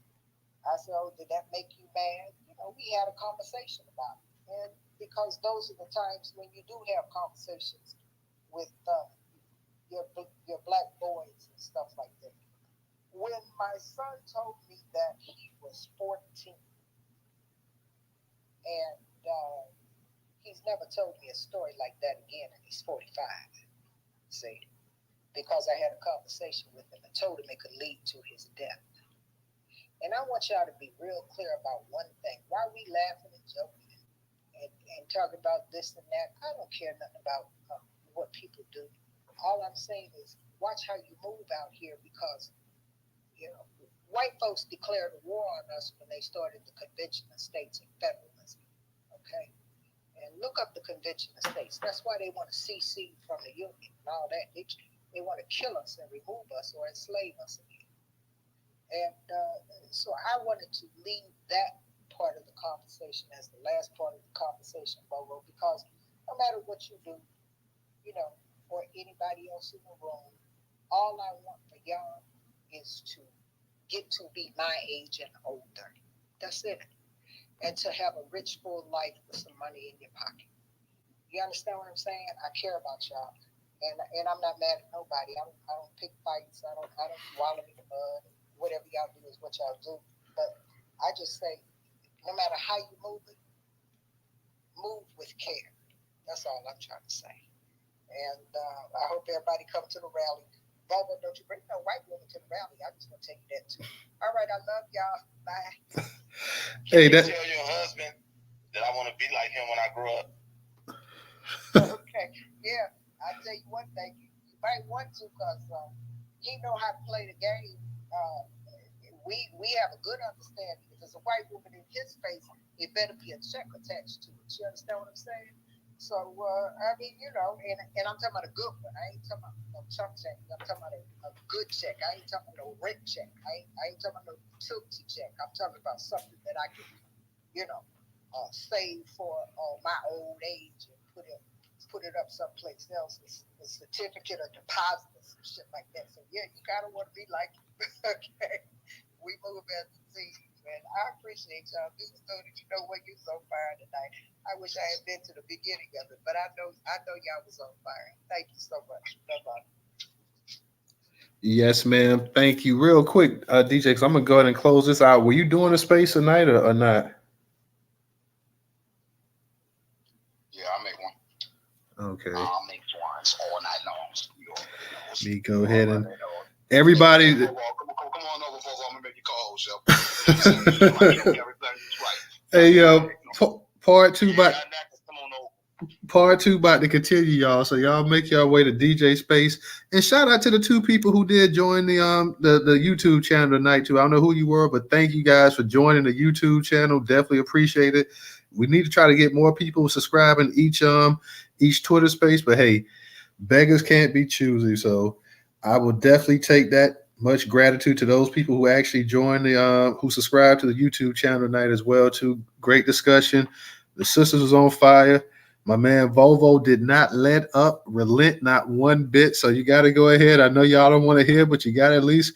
My man stood on his. So I mean, hey, love him or hate him, he didn't back up. I saw a bunch of thumb downs up in here and everything else as well too. But he folded one bit. So I got to give Volvo his due on that, y'all. I got to give Black Native and Rera and Tata and Trouble. Oh Lord, Trouble was going in. I got to give y'all do as well too. No let up in these sisters as well. No taxation. She showed the experience and the savviness, how she was able to come in and just, you know, lay it out. And that was a perfect way, sister, to go ahead and close this space out as well too. So thank you. No taxation as well. We're gonna be doing in the coming weeks. We're gonna be having a space about the actual reparations 23 up in June. So no taxation. We're gonna try to go ahead and organize a space around that as well too. So when it comes out, we'll send those notifications out. So y'all just keep an eye out on that. Of course, you know, tomorrow night we will be back in the Twitter Space as well too. So make sure y'all check us out 8 p.m. Eastern Standard Time. We will see you guys then. Everybody be safe. Have a good night. But make sure you go to DJ Space because he's getting ready to start it up as well too. So I hope to see y'all in there for a little bit. So Peace. Check y'all out tomorrow.